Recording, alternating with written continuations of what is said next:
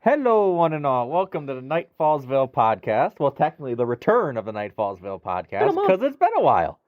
And it's not night because tomorrow's Easter. Yep, that's true. That's true. That's true. We're taking a rise. But this is After the fall.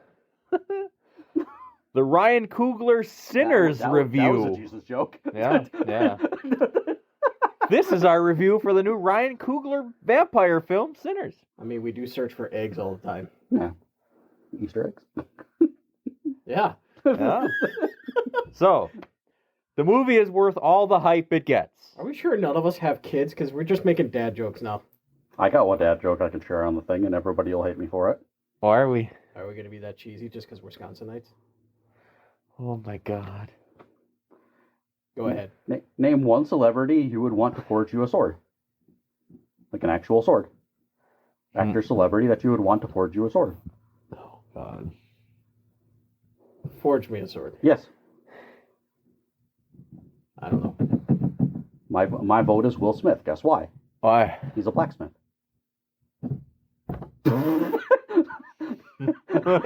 You know, the worst part about that is Will Smith will probably actually appreciate that joke. Oh God. Because there are some other Smiths out there, but I'm the only blacksmith. Yeah. I told that joke on Friday, and my boss told me to go home. I had a half day, so. Did you tell it right before the end of the day, too? 10 o'clock. We watched Sinners. Yeah, I was going to say, I mean... A day before Easter. Yes, we did. That's poetic in its own way, isn't it? Yes, it is. God damn you, Ryan Coogler. You had this planned. Uh-huh. But it was supposed to be in March, so they changed it so that it did this. Especially the message in the movie. They outsmarted us once again. God damn it. Oh, we didn't let them in. We just joined them. Almost. We're worst. Him willingly. Oh my God. They have Haley Steinfeld on their side. They got him. It only took a little flirting, too. You see that? Yeah. I was very much Will Ferrell when they went to the door the first time and Sammy walked in and saw what was going on and walked away. And then I went, but geez, that escalated quickly when they walked back and she was like, killing him. Like, ah! Like, I'm surprised he didn't see that coming. No, I just like, oh shit, fuck. Well, you got to start at the beginning. At the forefront, even more than the vampires, it's a period movie. It's a period piece, honestly. Mm-hmm. As great as the vampires are, they're kind of the second fiddle to the period piece. They're the secondary plot. Yeah. Here, Deal with the Devil would probably be the top plot. it's almost like fucking Ryan Coogler was like, I have a period piece. This is awesome, but how can I spice this up? Let's throw some vampires in there. He's got multiple messages in this movie. Well, he's got the whole Jim Crow thing. Very obvious. And then you have the whole family setting where you're not really... I picked up, this is one of the biggest ones, and it's subtle, but he used vampires as he put vampires in there for a reason. He put them in there as like a metaphor for culture vulturing, stealing culture and shit. That's what I got. In the deeper meaning, so yes, I think he just decided how would I shoot from dusk till dawn. Yeah. Not necessarily culture vault, but staying true to your own culture and having things that are sacred to you. With all these people doing this, doing that, and trying to get in with this, trying to get in with that. It's about keeping your culture sacred. I didn't see that. I did. No, especially with the whole dance scene where they showed multiple freaking how music and every culture evolved from interacting with each other. I don't know. A lot of people have said that's what they got from it. So I kind of was, I don't know. For the most part of that scene, yes. But then you started doing into the Chinese elements, and then it kind of takes off into a multiculturalism thing. So if you were just, I would agree with it more if they had just stayed towards the history of blues and whatever. But since they kind of did deviate with different they went everywhere. Oh. Had it just stayed that It's on one that element, track, it yes, would've. but I think it became more multicultural with it. I only say that because I'm big. I'm big on keeping my culture and shit. I like culture and shit, so I like meh. Like if anyone's trying to be Serb, that's not Serb. It's like, bro, shut the fuck up, but dumbass. You don't even get the honorary Serb card from you. Yeah, no, you won't get out of here. I'm dead. Hey man, can I have some sleeve? No, you ain't Serb. I had to make. That was mostly a joking statement, but there's a lot of messages in it. Shit. Some are more forefront than others. Shit, if I'm white and I can enjoy the movie, it's nothing's heavy-handed about it. That's historical Jim Crow South. Shit, the fuck you want? It happened. Yeah. Learn from it. I mean, the acting was all phenomenal across the board. There was no weak link to anything. The fact that The new fucking actor they pulled out of nowhere. I The guess is fact what you were that- telling me. first-time actor is one of the standout roles is funny. Like what the fuck? I mean, What was his name again? the actor, I'm not sure. The character was Preacher Boy Sammy, but Sammy. I'm not sure. Actor name, I forgot. He was the first name in the end credits, and I wasn't even really paying attention because I was waiting for the scene. That apparently a lot of people left the movie before they watched. The last one's in there again. Yeah. Miles Catton. Miles Catton? I wanted to say Miles, too. I kind of hope to see him in more. He did a great job. Well, he had that was his voice for 19 he years definitely had a old. voice. For 19 years old. And I'm kind of hoping, I hope that was him actually playing the fucking guitar, too, because it looked like great finger placement to me. Yep. Actually, most of the instruments being played in that movie looked like good finger placement. I didn't catch that. What? What was Sammy's love interest's name? I didn't catch that at all. Yeah, I didn't that's why he didn't. That's why we didn't catch it. What? They didn't say her name enough. What was her name? Pearline. Huh? Her name was Pearline or Pearline. Mm. That's what he named the club Oh. that he was playing in as he was older. Mm. I didn't catch that. I didn't either. His All I- band or All I club. caught that it was freaking 70 years later, like It was in the 80s. That 80 movie. years. Well, he was 1992. I don't remember when the first their 1930. okay so 32. Yeah. So 60 years, 60ish years. Yeah. So he was like probably in his 70s, 80s maybe. He's an old man. So. Mhm. Huh? But his band name was named after her. Oh, I didn't catch that one when we were watching it. That went over my head. Uh-huh. That did. I suppose I didn't learn her name. All I did was learn that. she I don't had a even button. know if they said her name more than once or twice in the movie. I don't even think they did. I'll have to pay attention when I see it remember again. that she had a husband. She cheated on him, and he quickly learned where her button was. Michael B. Jordan is great playing twins. He gave them both their own character. Yeah. They both definitely had had their them. own freaking personality. Uh. One was the stoic brother that protected you and thought about things on a serious note. The other one was about the entertainment and living life. Stack. And that movie put every twist and turn they could to make sure that they didn't have to share the screen multiple times and look at you the same way. Outside of the beginning, they pretty much didn't. Had they not said the name, I would have been confused who was who. But that dictates, that goes against the point where you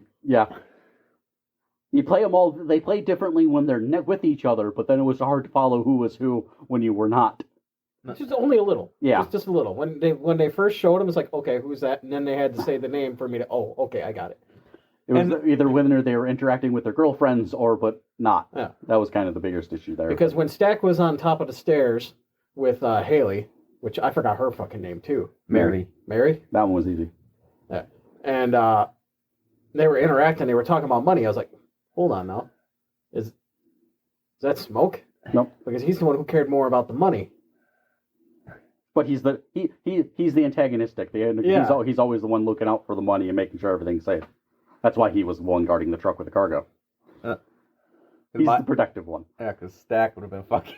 Actually, that was one of my favorite parts of the movie. You steal it from me? Poof, shoots the guy in the ass, and just because you can't wrong the Smoke Brothers, shoots the other guy in the leg. Mm-hmm. Yeah, come on, get But up. He pays Let's go. for their patchwork He anyway. did shoot the guy in the knee. That's probably not where he wanted to shoot the guy. You can shoot him in the thigh and he'd still have a limp. At least it wasn't an arrow. Well, then he's married. Yeah. Yeah. That's what that means. That was just so that was such a good period piece. Oh. The vampire stuff aside. To be fair, the movie had you and Haley Steinfeld said, what? What? I was like, oh yeah, you fucked me so hard and just left. Middle of the night, I'm like, excuse me? I had a comment. I had a comment in my mind when she walked over. I was like, even Haley Steinfeld, a little jiggle back, man. Josh Allen hitting that, bro. You showed me such a good time. And Technically, this movie would have been made before they were married. Damn, Josh Allen comment. That's relatively recent. That's January-ish. This movie was already done. Dean's been jealous. You know, actually, Who wouldn't be? It's a fun fact. It's a fun fact. I did not know this. I had the background check it to be sure. I'm not sure if it's grandfather, but Haley Steinfeld has some black in her. Did you know that? She does. I could not. She does. My issue is that I've been seeing her in roles since she was a kid. Had it been grandfather, that'd have been ironic as fuck. One of her. Considering her character in the movie. I need to look what it was now. Because she said her mom was half black. Or did she say grandpa was half black? In the movie, Mary. I got a research time? Yep, a little bit. What the fuck is that? That's Haley Steinfeld in Ender's Game. That's the first movie I ever saw her in. I didn't even remember that. She's one of his best friends. So I've seen her in movies since 2013. I was actually kind of sad that I did like the book a lot. Haley So Steinfeld's mother, her mother has Filipino, African American, British Isles, and German ancestry. So yeah, there's black in her. Which you couldn't tell. It's like, huh, okay. I just was wondering if that was true or not, and it is. I was like, oh, okay. That makes sense for a role then. She's one of them you couldn't tell, though. You can kind of tell if someone has, like, black features or they're mixed. You can't really tell with her unless you, like, block. Well, it works because in the biography, she's, like, 1/8 black. Yeah. She's dominated by every other gene. I mean, let's see what else. We talked about the period piece stuff. We hit on every vampire trope that we know of. Yeah, Coogler didn't change much for classic vampire lore. You said he doesn't change much. What did he change? He didn't change really anything, really. The only thing he did was give them red eyes. To garlic. You got to kill him by a stake. He gave him the red eyes. That's about the only thing he did. Mm-hmm. He gave him red eyes. Other than that, he kept everything. They didn't use crosses or nothing, but they did not have access to no crosses or nothing really there, I don't think. We So made one with the... Yeah, but it's also kind of the hand in hand with the holy water because that's Preacher Boy did bring up holy water. So I'm assuming a cross would have. Well, he was a preacher's son. He wasn't a preacher. He couldn't have blessed the water. It's a Preacher Boy. The only cross I seen, I don't know. Mrs. Chow had a cross necklace. That's about it. Oh, that's because that is historical. Down in the South during that time, a lot of Asian, I know what a lot of Chinese immigrants settled there, and they were Christian. I don't know if this technically it's kind of sad the way she went out then. I don't know if it counts as a change, but technically the voodoo bag did operate as a deterrent. No, that's very South. Okay. Yeah, they're like I said, I don't know if it counts as a believe change. in that shit. Yeah, I just didn't know if it how. And the only reason I learned that is because of what the fuck is that game called? Do you remember a game in New York where the guy gains powers through a fucking storm? Or not a storm. A storm? It's like a lightning storm that put crystals all over New York that you could power yourself Infamous? up. Infamous. I was actually going to say Infamous. Infamous had DLC where you went to Louisiana. It was vampires. You had to save your best bud. Oh. It's the only reason I know shit like that, just because it made me research it. I was like, hold on a second. Oh, voodoo is very... there's still people in the South that do bayou voodoo bullshit. That's still a thing. But, no, he kept vampire... It's a really interesting freaking religious practice. He kept vampire... But again, vampires are steeped in religion, too. They're something... No matter where you go. Yeah. Every country has a variation of vampires. They exist. How about that? Talk about that. They have What's very. your favorite variation? In Japan, it's like Japan. It's snake ladies are vampires. There's different everywhere. Everywhere there's vampire. I just like creatures in general, but I just like that. Do you like the basic Romanian vampire, or do you? I like it. I like them, but I like a little bit of a change sometimes because the old that shtick. Those are the ones steeper in romance. Coogler did good. Coogler did that line, rode that line very good about with vampires. There's different depiction of them. You got savage beasts. You got the fucking really uppity, preppy kind of type. He mixed them so well. He kind of depicted them as Remick was so charming. Remick was charming, but when they started gnawing on people, they were savage as hell. So I'm like, I like vampires because they're so charming.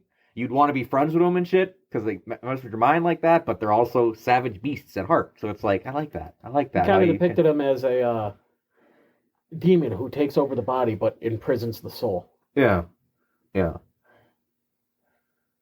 It's up there. It could be my favorite vampire movie of all time. It could be.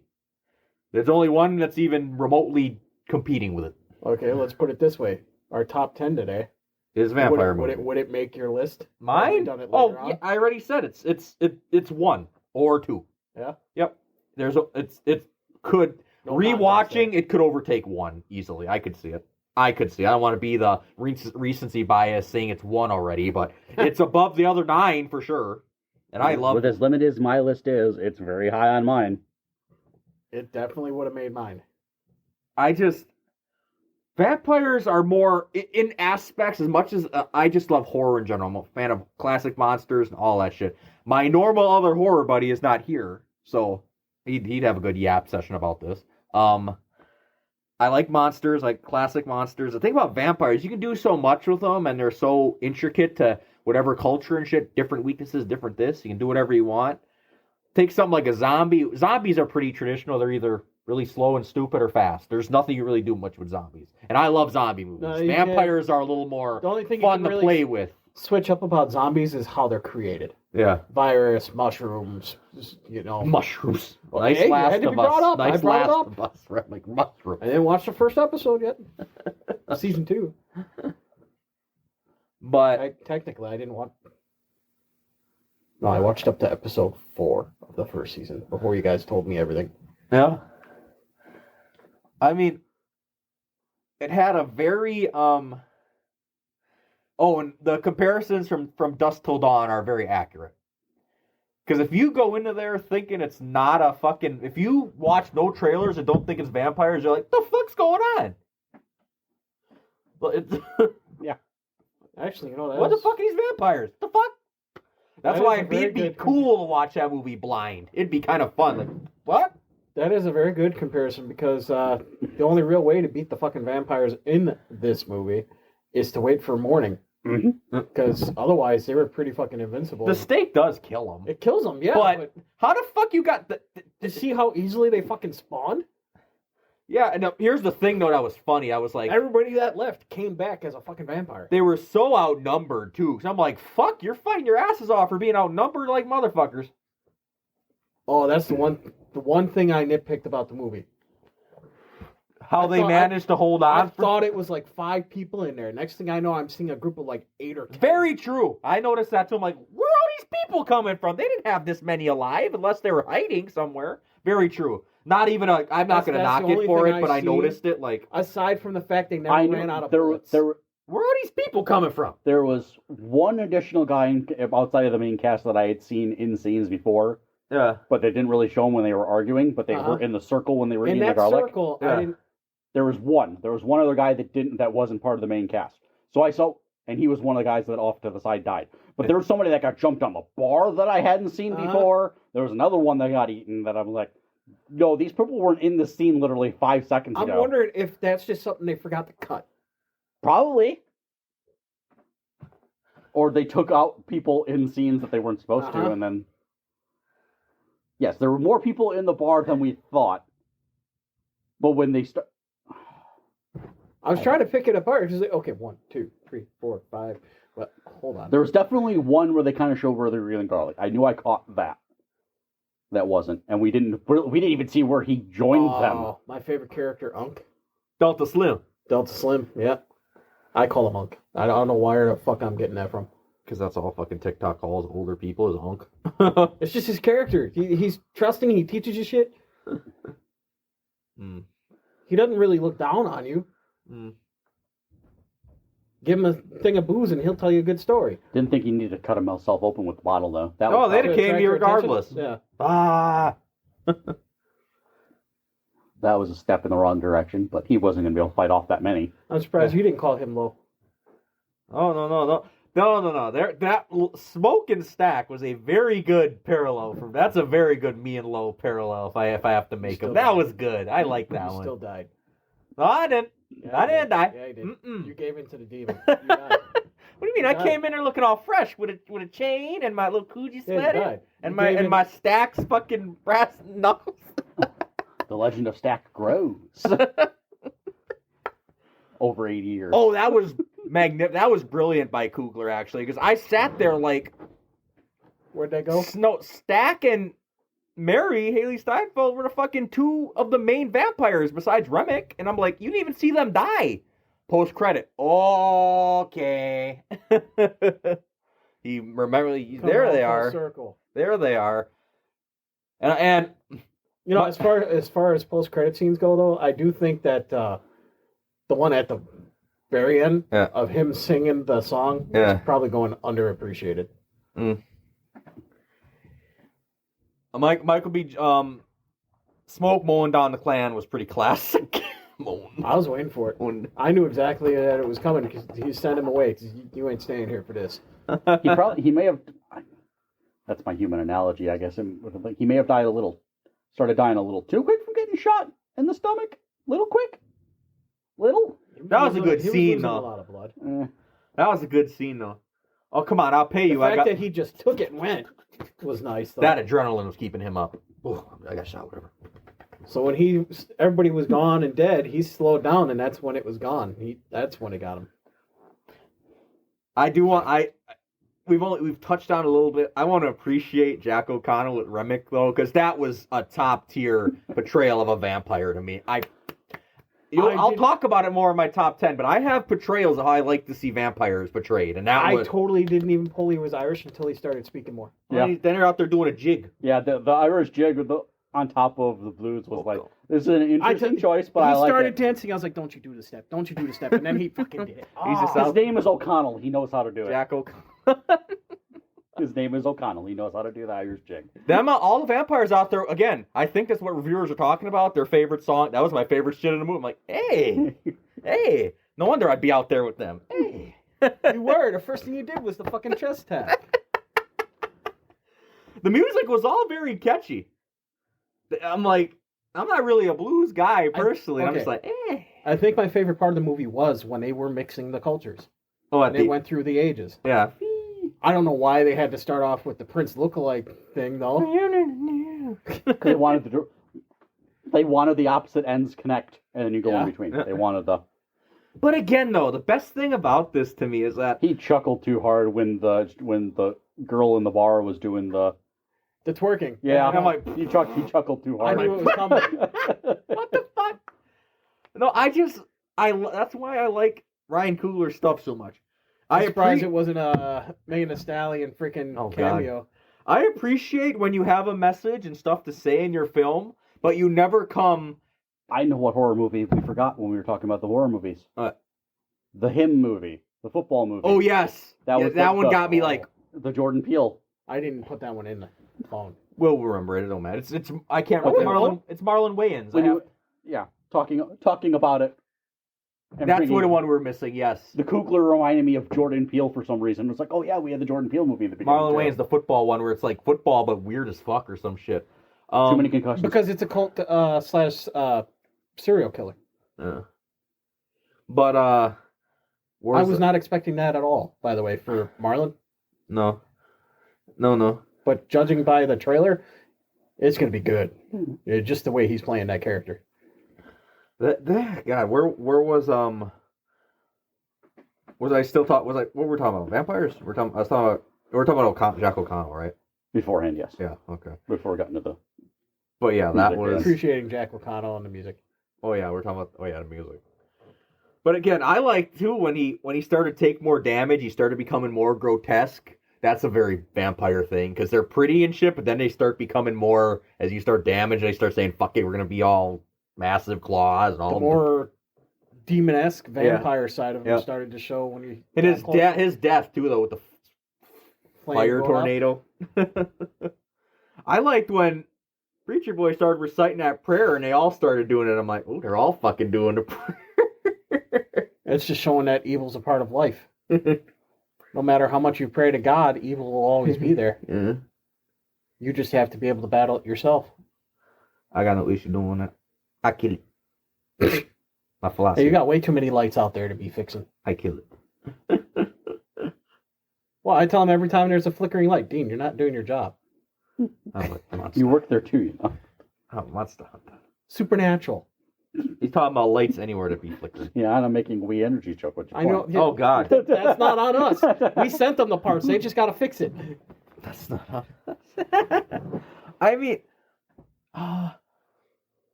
it was well shot and just like I said, that I could see why people would say you got to see that on IMAX, like the biggest screen you can. That probably would be something. That bar fight scene, definitely. Like, I did like the whole music parallels to when the dude's getting beat up. Yeah, they're kicking them, and you just got the stomping going in the background. Yeah. Oh, I like when Mrs. Chow had enough, and she's fucking. They're trying to no, come on in here, you fuckers, and you get the shot of Remick. Just I heard that. Uh-huh.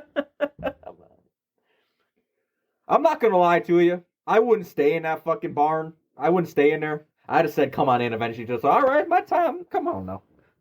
Come on, let's go. I'd have said it too eventually. Would you have been her husband though? Walk out, start the car, never come back. No, I'd know better than that. No, vampires out there. I ain't going out there. They got to come in here. I'll fight. No, I'm not going out there. I'm outnumbered out there. Here I got space. I was wondering, does that count with cars? Can I come in your car?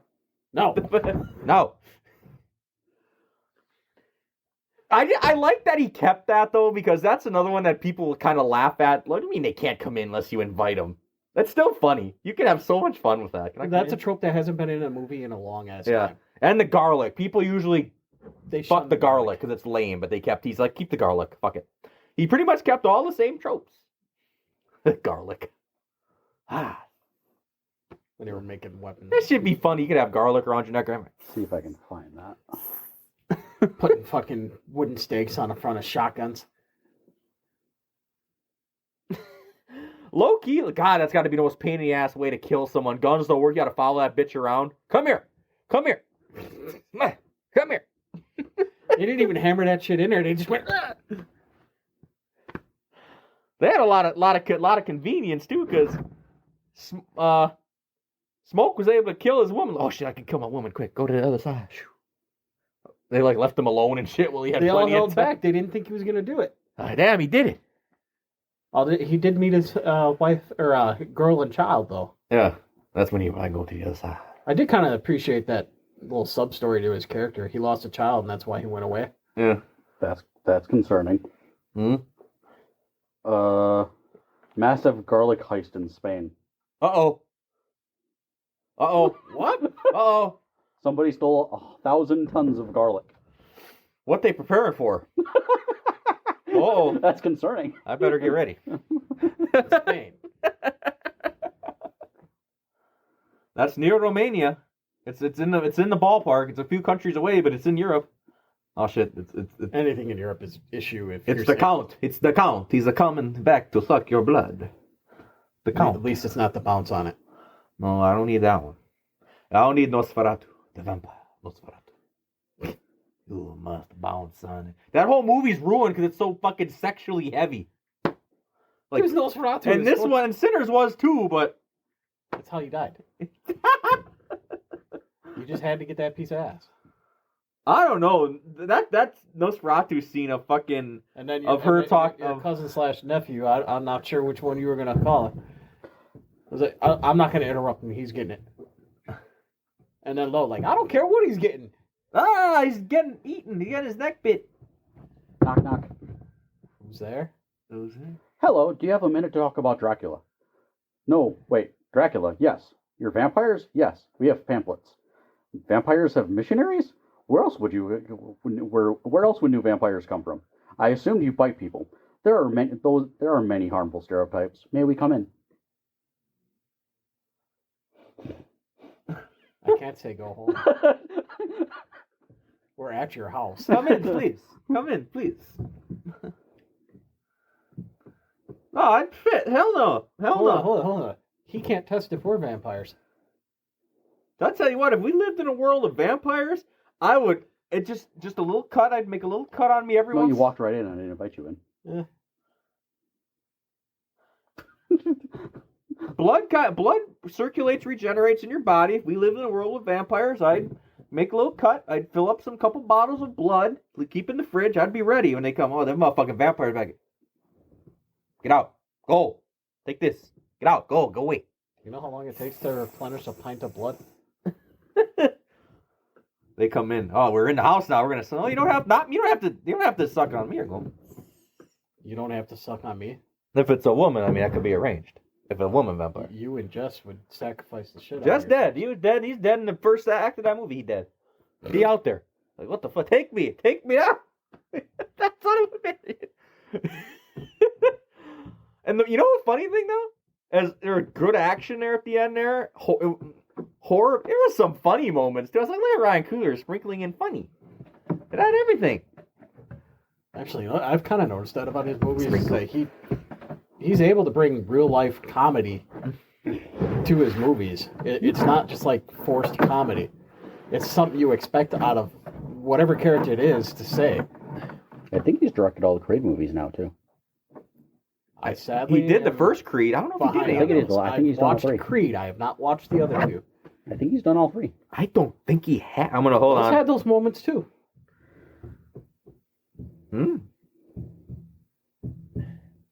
I want to see now because I should watch Creed 1 and 2, or 2 and 3 though. Creed 2 is good. Creed 3 is all right. Is it? I mean, it's all right, but type all right or what are we looking up? Director is Stephen Cable Jr., but Coogler was an executive writer. I was gonna say I think Coogler had a hand in all of them, but he directed the first one. Yeah, I know that. Creed 2 was Creed 3 was Michael B. Jordan. Capel Jr. When he was everything with that one. Yeah, he was the director. Speaking of which, I got a tearing Sylvester Stallone too on this episode. What? I'll get to that when we get to other movies. We're on the Creed thing. You might as well say you're... Well, then we're not done. Are we done talking about Sinners? I mean, I think we've covered every aspect of Sinners. I mean, did we talk about the post-credit scene? We kind of did. Yeah. Where Mary and I think we brought it up. Stack are still alive and because they were spared. I thought that was a pretty cool thing because spared is a loose term with that. They technically ran away. I know.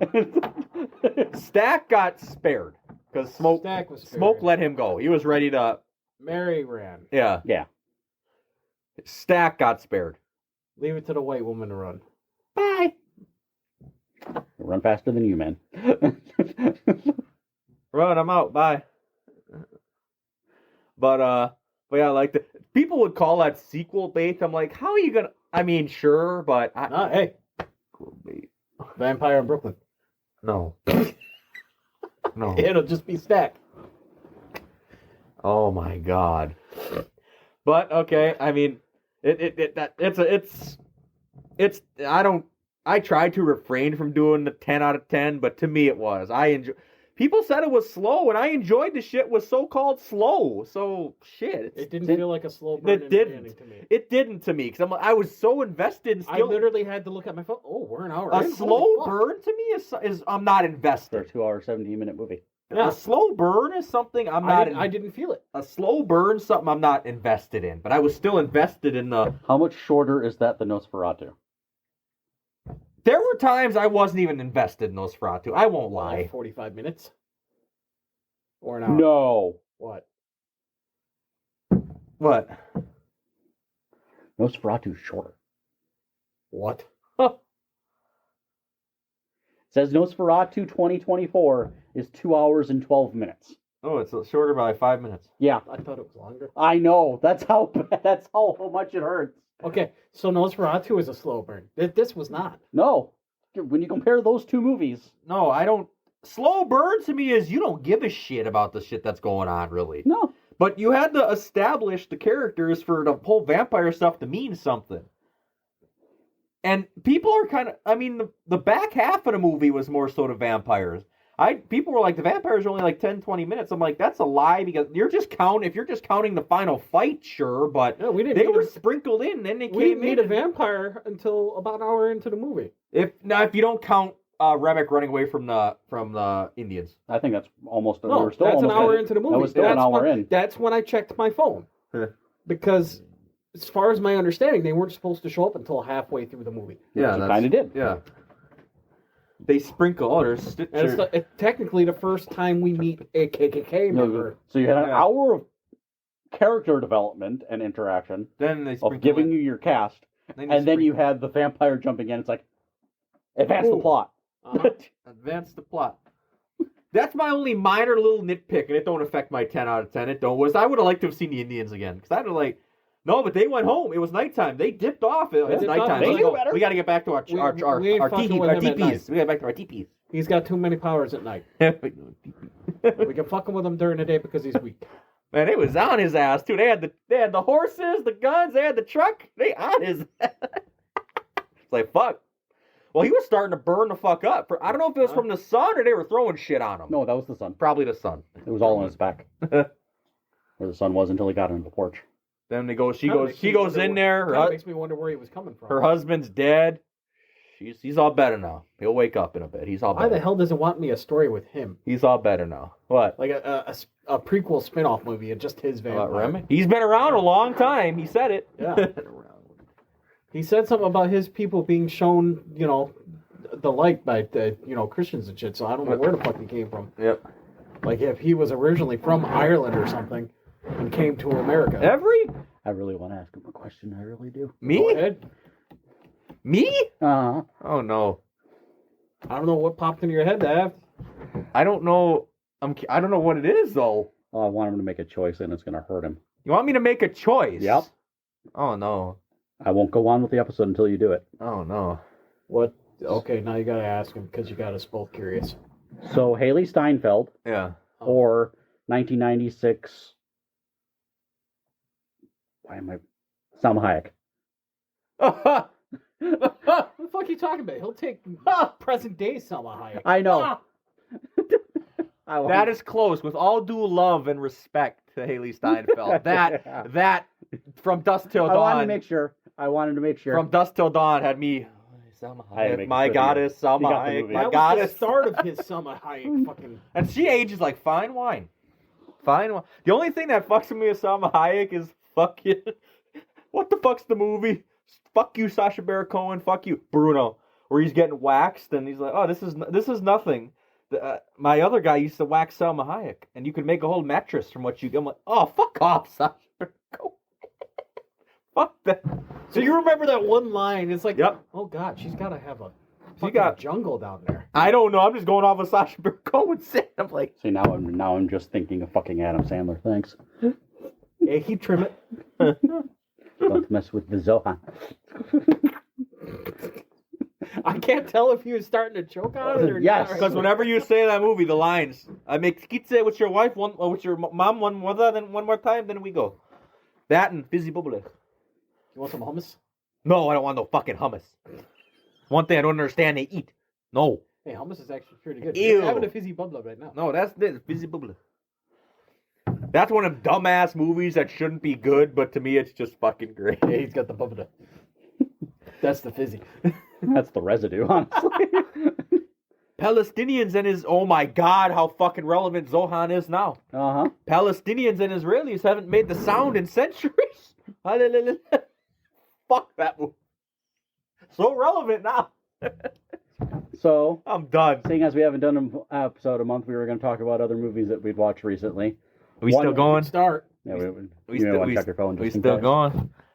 We better still be going or I'm going to be pissed. We better still be going. Are we still recording? Yes. Okay, we're good. We're only I don't know 30 how, min- but yeah. I was nervous for a second. We've lost episodes before, people, so we gotta be. Technically, only lost it on the mic.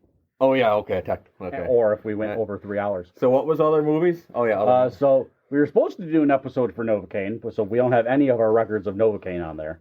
Yep. We have not talked about Novocaine on an episode. We didn't know what the fuck we were gonna do with Novocaine. I mean, that was just going to be a bullshit movie talk. Novocaine was just a fun movie. It's still... Sinners may be number 1 now. It's number 2. Novocaine's number 2. Oh, Novocaine's still my number 2. Novocaine would be 2. The bar is low. Novocaine is currently number 1 until I put Sinners on it. I mean, What the hell have we watched this year? I can't even rate. I have the list. Go over it. Den of Thieves is my number 3.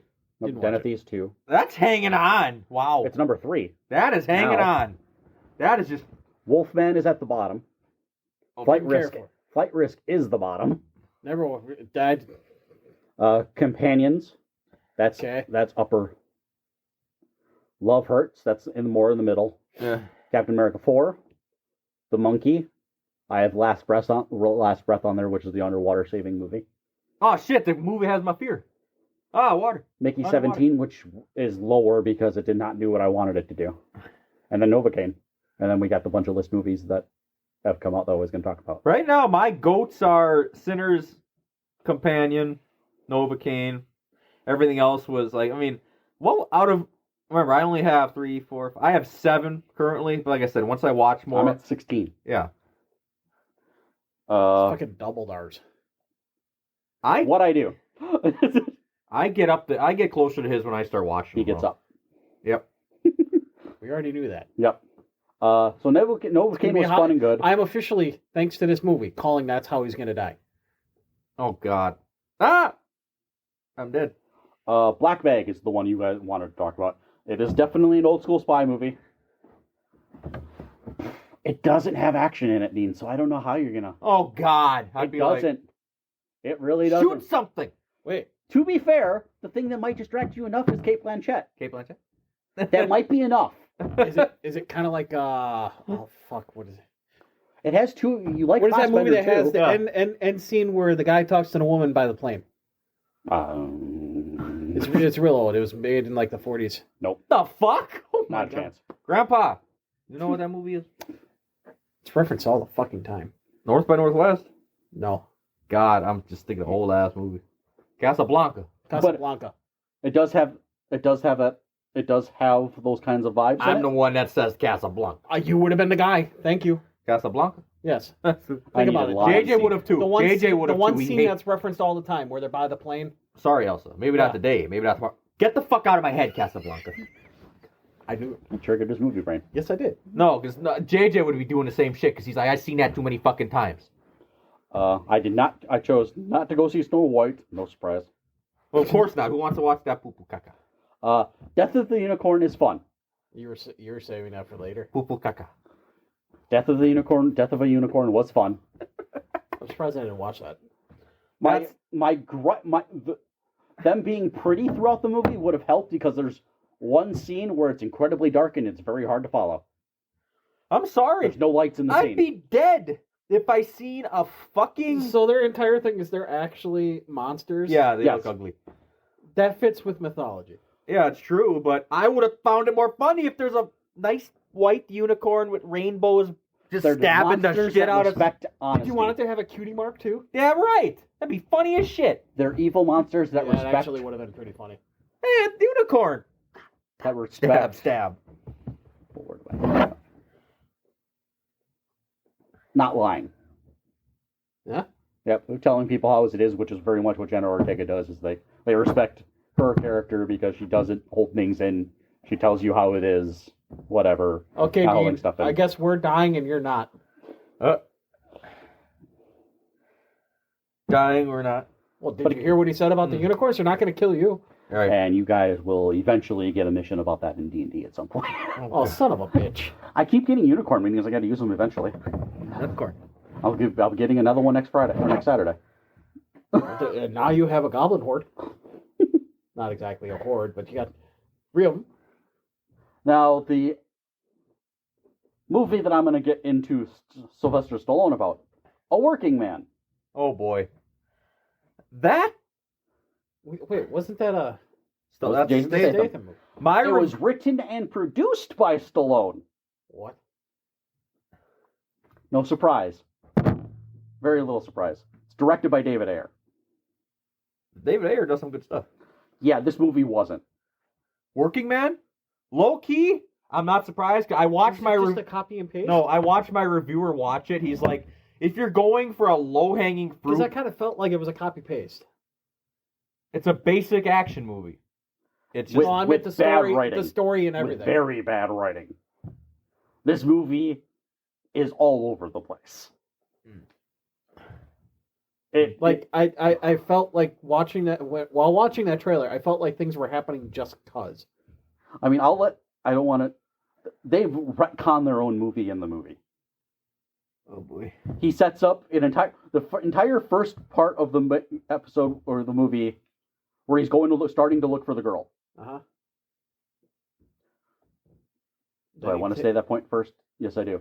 So, at the point where he starts to look for the girl, it's been 3 days. From the Friday night the girl disappears, he comes to work on Monday and finds out the girl has been kidnapped. Saturday, Sunday, Monday, yeah. He takes another 2.5 days before he even starts to look for her. She'd be dead. Where'd she go? This movie is that paced out where it's like, this just keeps going another day. Another day. He doesn't find her for like almost 2 weeks, it feels like, in the movie. She was still alive? Who the fuck was she kidnapped by? Idiots. Which is actually true. Because they were keeping her alive to sell her to someone. So, to be fair, yes. But she should be How the long fuck did gone from the transaction city. not even fucking take place? Yeah, that's part of the point there. Then you get into, he starts going on one Why am trail. I talking like I'm a criminal mastermind? You'd be a better criminal mastermind than anybody in this org. So then you get through the next part of the movie, and then he goes to the bartender that is in on the entire kidnapping, and he deals with him. Then the next hour of the movie goes by, and it's like, oh, now I'm going to choose to look at the bartender's phone. An hour later into the movie. And that gives him the next step of the movie. Was there like a fighting or something Well, going he's on fighting where the he entire totally time. fucking forgot about the phone? No! He was just following one plot point to the end. That plot point reached a dead end and he didn't get enough information. Now I'm going to move on to the next plot point. Sadly, that makes sense to me. It's like, all right, I'm going to follow this to the end, and then I'm going to be... That's very video game-esque me. But when you're in military intelligence, kind of like he is, Yeah. you take every plot point and see if it connects at any point. Yeah. Yes. And he didn't do that. Then the That's entire... just video gamey. Like, where I find a plot point, I want to finish that because I don't want something else to miss. Then you want to say the budget was like incredibly low at some point because all of a sudden there's just a moon backdrop in the background and the moon's as tall as the girl. Like, the moon's never that fucking close.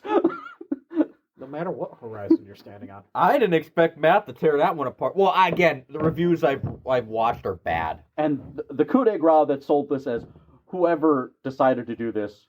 So the final scene takes place with him raiding where the girl is in a house, in a farmhouse, raiding a house. He does it with a fucking rifle. What military officer is going to raid an entire house with armed people in it with a rifle? You're saying rifle, you're talking hunting old- rifle? An M14. So it's an assault rifle, but it's not like the M15 assault rifle. It's an actual rifle, military rifle. Single shot fucking... Yes, it has a magazine, so it's like semi, but Yeah. it's an M14. So he's not an assault rifle like normal, like Yeah, so not like an AK. or an AR. Yeah. Oh my! He had all those at his available, by the way. He chose the M14. I need this. Think of your simple single shot rifles where you're just... You have It's a to Call pull of the Duty trigger weapon. and go. Pull a the Call of- trigger, empty the chamber. Pull the trigger, empty the chamber. Like, my God. Oh my God. M14 modern. You'd recognize the gun. When you say rifle, that's usually what I think of. Yeah. You're not raiding a house with that. Yeah. You're not the first gun in the door. You can't turn corners and Yes. shit. You're not the first gun into any house with that weapon. No. That's more of an outside thing. Yes. You can be the back guy at the room Yeah. and following in and getting... Now, personally, if you're raiding a house, you're raiding that bitch with like an AR or an assault rifle. But then when you get inside, I'm switching to like a shotgun or something. Shotgun are the interior weapon to me. But Always. it was Jason Statham, he got into a knife fight. Oh, knife. Hey. You remember SOCOM? What the fuck was that? My favorite gun in that one. P90? I think so. I never played SOCOM. That's what I see people never doing it. played SOCOM with you, so I don't know how you'd ask me that. I don't know. So I working played One with time, Austin. One time. I might not have even been aware I was playing with you, to be honest. You didn't know who I was. Low Austin key. probably said, "This is my brother." Oh, hey, what's up? And then just played. Okay, Yep. I'm like, And then I just saw The Amateur, which was, compared to The Working Man, had a better plot. The Amateur was the same type of movie, wasn't it? Freddie Mercury was in that. Less because Freddie Mercury, thanks for that, fuck you. Rami Malek is very much plays the nerdy character really well. He basically took his character from Mr. Robot or whatever, Oh, he did yeah. that TV show. He basically took that character and put him in this movie. That's not bad. Yeah, 'Cause a lot, he's a a- lot he's- of people really like Yeah, that. he's a CIA techie. That's what his character is. You know, for the he's movie. good. But he played it well. He was good enough to be a Bond villain. A lower tier Bond. No, he was okay. Wasn't he the last Bond villain? Yeah, in No Yes. Time to Die. He was arguably 2. Yeah, low key. Yeah. Oh no, 3. He's in contention for 2. It's how you feel. Are you talking about Craig's movie? Just Craig's movie? Craig's. Oh well, Out of- Javier Bardem. Silva's one. That. Well, then you're arguing Rami Malek and Christoph Waltz. See, it's what I might have leaned him because I didn't like Spectre that much. That kind of almost put me to sleep. I didn't like Spectre that much. He's the only one that actually appears in 2 movies. True. It's kind of sad. What about fucking dude Lashif? He's only in 1. Yeah, true. I'm going through my list of But he's movies not. on Voodoo, and He's also not really the main villain Yeah. in 1 because Yeah. he's. I like Mads Mikkelsen. I got some Mads Mikkelsen bias. Well, those are the movies Well, I thanks to Bond, that's the only reason I know the guy. You ain't gonna know him from Doctor Strange. Because that was one of his Marvel and their villains. Mm-hmm. Kill them all off. Hey, now they're killing off the heroes too. There's your Daredevil Born Again thing. Well, since we're there, You want to do that? might as well, because that's the one you want to rip apart for us. I'm not ripping it apart. I'm still giving it a 5 or a 6. I'm not giving it the 9 out of 10. A 5 or a 7? Holy shit! I thought 7. I don't think it's anything special. Oh boy! Look, I even think Jay. it's standard. Even Jay's like, damn. I call for a 7. The only thing that drops it down that low is that they. I use thought you were on nobody. 8, or you say you're 7 or 8 in that range. It's 7, 8ish, but the 7, solid 7. Damn, I am the highest on it. Holy fuck! I don't know many people giving it a 9, Dean. I haven't heard many 9s. I've heard people in his range. Almost every The review. only reason I don't give it higher than that is because it didn't utilize everything at its possible reach. Do you guys not realize I see blood and carnage? Oh shit! Bro, you were sending me messages about you ripping your shirt off. Because that shit gets me going, man. I love some bloody action. Yeah, unfortunately, I know what your distraction is, and the plot isn't as good as you think need it to be to hold up to what I want it to be. I'm surprised you didn't pause the screen, send me a picture of Daredevil's ass. Hey, naked. I feel weird now because I thought it was good. You're not weird. It's your opinion. Yeah. I'm just still with you on that he ripped it apart that much. What? Here's the thing, though. You said they could have utilized more. I'm such a big comic guy, and I'm just trying to find what I look for and shit. Villain died off too early. Well, it's I didn't mind the way they worked him into the story with his love interest. Yeah. That was fine. No powers when you're already introducing fucking mutants / Yeah, they didn't get. Metahumans? No, I told you, Muse is one of my issues with the show because I loved him and wanted more of him, but they killed him. And then we have the. But the problem is that Muse was never going to be the big villain of the show because you had Kingpin. I don't want Kingpin anymore. I know. That's kind of the other thing. I don't mind him being in the show, but if you're gonna give him that much attention, give him He's his been own the villain of give him his own every show. fucking here. This is agreement though. He's been the villain of every fucking Daredevil thing ever. Season 1, 2, 3. No Kingpin. The original no more. movie. I'm so sick of Kingpin. What would you say? The Daredevil movie? The original movie. Oh no. He's fine. Leave him alone. I know, but I'm saying You he's leave been. Michael Clark. I'm telling you, he's been the villain in everything. I know. Me, Michael Clark Duncan. Leave him alone. He good. He up there. But no, I get what you're saying. Another thing. He's though, less of the villain in season 2. Yeah. Another thing I actually didn't like, though, because my opinion changed a bit because of watching reviews. Because a lot of my TikTok people really liked it. I hated Matt's girlfriend in this. I hated her. I'm like, go away. Go away. I don't like you. It was a forced relationship. That's her. I didn't like. That's my part number 2. That's literally the second line. I don't like her. And you're gonna hate me for saying this. I also didn't like the Batman parallels. Huh? Batman 89. You remember the therapist girlfriend? Yeah. We all wear a mask. Yeah.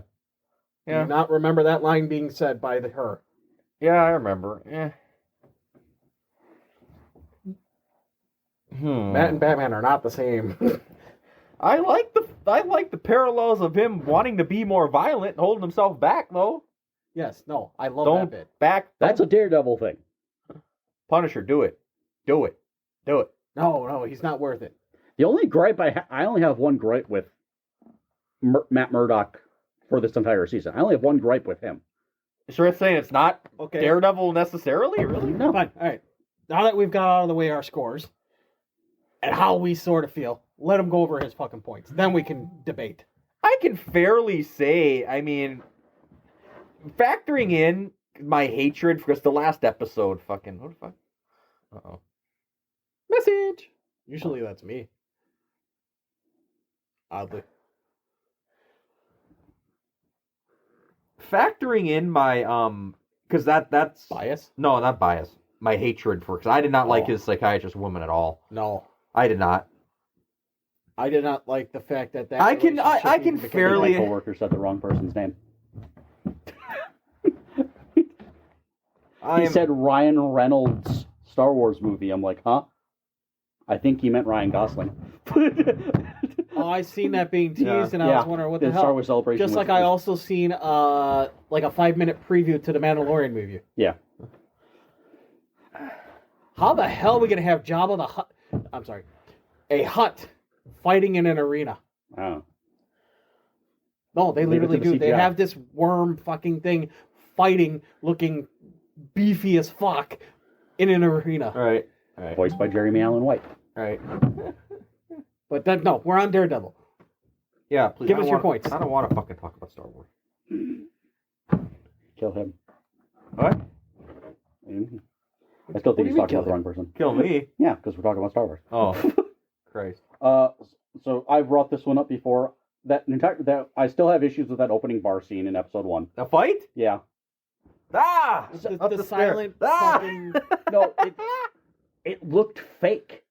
Because if they put the smoke, it looked like it. For some reason, it was just giving me like it doesn't look like everybody was in the scene. It looked like the scene was fake to me. Inside the bar. And or when they're going once up the they stairs? swing in through the window, the fight starts going on. It's like the smoke comes out, and then it looks like they're covering things up. People running around them. It looks like everything's fake around them.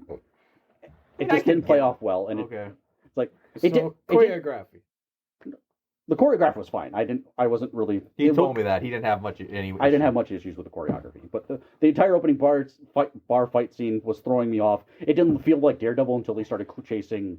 I got Him up the comedy stairs. out of that. That- yeah. Because that up the stairs fight. No, that felt like old school Daredevil. Yeah, Not in necessarily the fighting him hallway. in the hallway, Ah. but chasing him up. That looked more like natural for whatever reason. Get back here, motherfucker. Ah! To capitalize on the girlfriend part. Yes, I hated her. I ain't gonna... I know. I don't necessarily care about any of the new side characters.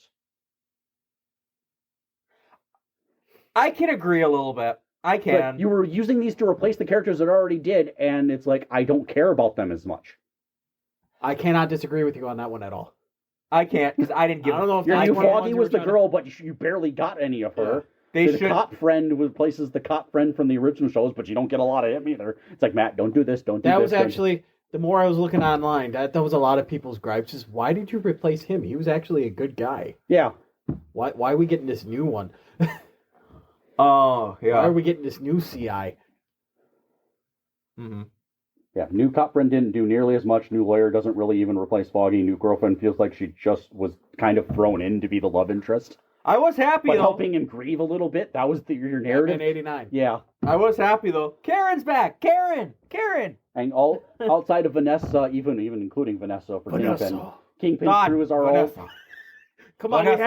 we had to do it. Vanessa. But all of his Vanessa. crew feel like yes men or struggling people or just kind of struggling to be around him. What? His... All of his entire henchmen? campaign crew. The only one I liked was Buck. Thank you, Buck. No problem. I like Buck. And he's purely being used as device for the fucking person investigating him. I like Buck. The news reporter. Thanks, Buck. I care more about her than anybody else because You, she you has... care about BB, right? Yeah, Yeah. the news reporter. Yeah. And I'm only invested in her because she's the niece or... Urik's, Niece. Yeah, that's the only... So I'm more invested into her. who actually introduced into the fact that this universe is a part of MCU because of the Incredible Hulk storyline that was hanging on his wall. Yeah. Yes, I do remember that. Next couple points are mostly from the finale.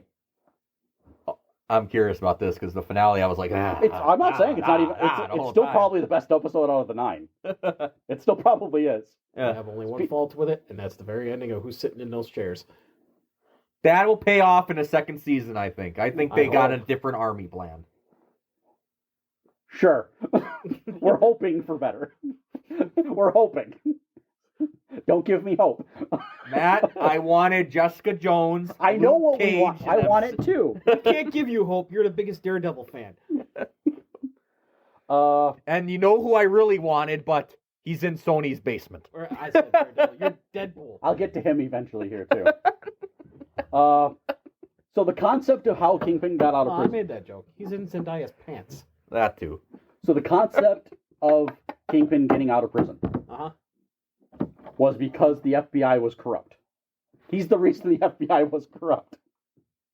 They didn't investigate any of the FBI corruption to lead it to him. So we have one plot hole there. No, it's the same way that Vanessa used to get Bullseye out. Yeah. They even showed you the full article. a drugged up Bullseye. Yeah.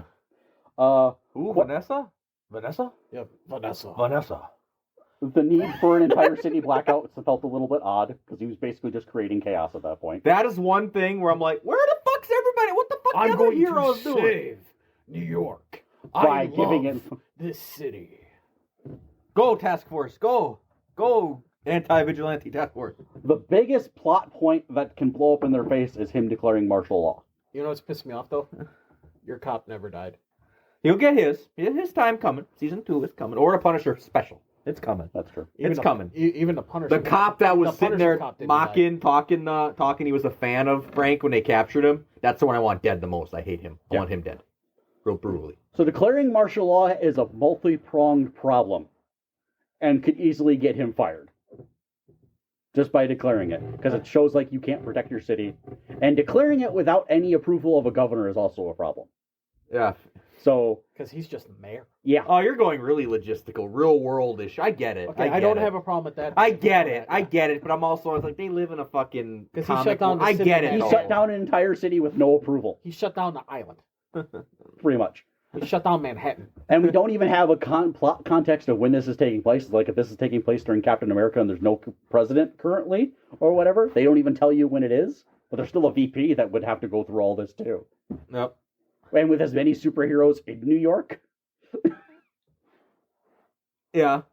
it's like martial law can pay off temporarily. We have the boroughs of New York. Each borough has its own. Like for all we know, They were doing Spider-Man was stuck in Queens. So what was Frank's plan? Frank Castle's plan. Oh, you shit. mean When he locked up? marched into their HQ, Yes. that was legendary. There though. was no plan. That's like you have all this equipment in your thing and you're going to go in with a shotgun and a hatchet. He had that tomahawk. Fuck. That was That's all he wanted. I know. He was trying to show him, you want me? Here I am. And I'm gonna kill all y'all for you. Take me. Ha! Tomahawk. That tomahawk. You want to see me in action? Here I am. Oh, I was up. Why don't you kill Frank, you motherfuckers? Hey, he got out though. He out there. So I just felt the entire season felt more like just Disney trying to repurpose its own shit, because technically they already did the Born Again storyline for season 3. That was kind of where they were going. I get it, but I think they used the name Born Again kind of like, here's Daredevil again, he's back. They were using one of his plot points. It's the same way with Secret Invasion. They were using Secret Invasion for the name more than they actually succeeded in the story. Now, I think season 2 has wicked potential, though, I won't lie. Depending on if they decide to bring the Defenders in, which will be So I'll have a nerdgasm. That you did have 3 less episodes for a season, because every other Daredevil season is 12. Season 2 is coming quick, though. It's mid next year. Yeah, actually, it's quick turnaround. It could have had 3 more seasons or 3 more episodes. It may have helped your side characters a lot. Maybe develop fucking White Tiger more. I didn't like that. Oh, they just killed. He died of cancer, though. The actor died, so they had to do something. That was a gripe my coworker was bringing up. It's like, technically, it was a gripe until I learned about the actor, about him dying. That actor died of cancer. Oh yeah, that's why. That actor died. Then I was fine with it. I was like, okay, I understand. I wasn't thinking about you had the Chadwick him. Yeah, kinda. I guess that does make sense. I wasn't thinking about that. I didn't remember about that one. Okay, but how they killed him off was bad. Yes. Yeah, it was a little anticlimactic. Because technically he does have a spider sense. Yeah. One of his superpowers is he does have a spider sense. And he was wearing the amulet the entire time. All he was doing was putting on his mask. Yeah. So... I can understand that. Well, actually, when they listed his powers in the court scene, that wasn't one of them. I know, but that's the comic book variant. Yeah. Also, Netflix probably would have spent the entire season based off of Foggy's death. Meanwhile, it was basically Foggy's death, 6 episodes in between dealing with Foggy's death. Yeah. That would have been the theme of that season, is Foggy's death. But we didn't get dealing with Foggy's death till the very last episode. Pretty much. Hector Ayala's niece was there, so there's potential for her to be new White Tiger. I know, it's just not who you want it to be. You know what, Tiger? She didn't show up at all, did she? All these fucking rumors. Stop dick teasing me, internet fuckers. And then you got your dick wet in Sinners. You leave me alone. I paid for it. I paid for it, didn't I? Yeah, but we had to sit next to you. Oh. I didn't die. Both sides at that. I didn't die though. I'm still sad. alive in. You know the sad part about that is we go to movies with him like this, and we always end up sandwiching him in. I'm the meat. One in the middle. I'm the meat. I'm not sitting I didn't sit in the love seat with him the last 2 times. Huh? It's not our fault how they're arranged, okay? You can choose to be in the open seat, not the seat next to him. I sat down first. It's not my fault. That's your fault. You walked in first. He dropped his cheese curds coming back in. That pissed me off. I lost quite a few cheese curds. Fuck. You could definitely tell that they shot the entire season with the point of not having Foggy and Karen. Because they were barely in it. They're going to bring Foggy back in season 2. I almost feel like that last episode, they're like, you know what? Let's bring her back. Let's bring her back. The reason for Frank actually... She called Frank. She's the one that called Frank. Yeah. Well, yeah, but all of those scenes could have been shot after. It's like, oh, we need to bring these characters in because we need some. Here's one thing I'll say for me though. I don't disagree with any of your points. And she's back as the love interest too. I knew I probably wouldn't disagree with any of your points. It just matters how much shit matters to each individual person. I will say one thing for me with a lot of shows, I noticed for a fact, which is why I probably didn't some of that stuff. Like you said with the side characters, low key.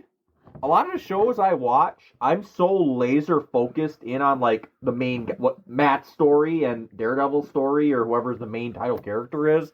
Sometimes what the side characters are doing don't necessarily matter to me, if that makes sense. Yeah. Are we? We're good. Oh, I'm like shit. Okay, I thought we lost shit. I was supposed to be like the fuck. No, I was just wondering where we were at. Oh, but does that make sense to you? I'm so laser focused in on like what Daredevil is doing. I know how laser focused you are because you take your fucking shirt off and start punching the air. Because I don't really care. Like okay, whatever you say. Now if the sidecast stands out, I'm all for it. But I'm like, they're not really standing out. So I'm agreeing with Matt in a way. But like, okay, I'm just gonna focus on Daredevil then. The final, in a way, the final point was: do you think the new Spider-Man movie is even going to touch on closing of New York? Bad. I wanted to. It better. I don't have any faith that they will. Actually, they have the easiest fucking tie-in. You know their villain, right? It's going to be Mr. Negative. Not confirmed, but that's... But I heard that's where they were leaning. That's Now, the heavy... imagine the chaos going on in that movie. Yeah, but we don't know where the movie's going to take place in time. I'm just saying, with as much chaos that was caused during that blackout, and Mr. Negative taking advantage of that, turning people negative, and, not just because it's New York and, the power's out, I'm going to fucking rob a store. I just don't... Hey, you know what one of the most fucked up things in Born Again? I was like, oh my god. When that one kid was looting something and he just popped his ass? No. That's a vigilante. Pulls his hat down over his head like... Everybody wanted him to wear a Spider-Man hat. They're like, that should have been the one thing they did. And Spider-Man was referenced. It's just a boy. Spider-Man was referenced. He's active, because Kingpin said, people wearing a spider symbol. He was referenced. And to top all that off... So he's active. So those are my main points, but I also find myself downgrading series or movies when a thing doesn't feel final. Oh, because it's getting a second season? No, it's not because they left us on one of the biggest cliffhangers ever? Yeah, where it doesn't feel like it's like, you kind of... Why aren't we getting the whole story? Yeah, you couldn't... You cut it off 3 episodes short compared to every other Daredevil season, and then you didn't really finalize your thoughts, kind of. It's like, when a 2.5 hour movie can leave you off on a cliffhanger... Two reasons they did that. One, I didn't know till Dean told me. We are getting a sort of Punisher spinoff. Yes. A one episode special tie-in. Yep. A special. So it's going to be something like Werewolf by Night. Yeah. Where it's probably going to be an hour or so. Hour and a half or so. Yeah. You're popular today. Just my coworker. That's going to tie in to season 2 of Daredevil. And probably set things up for us.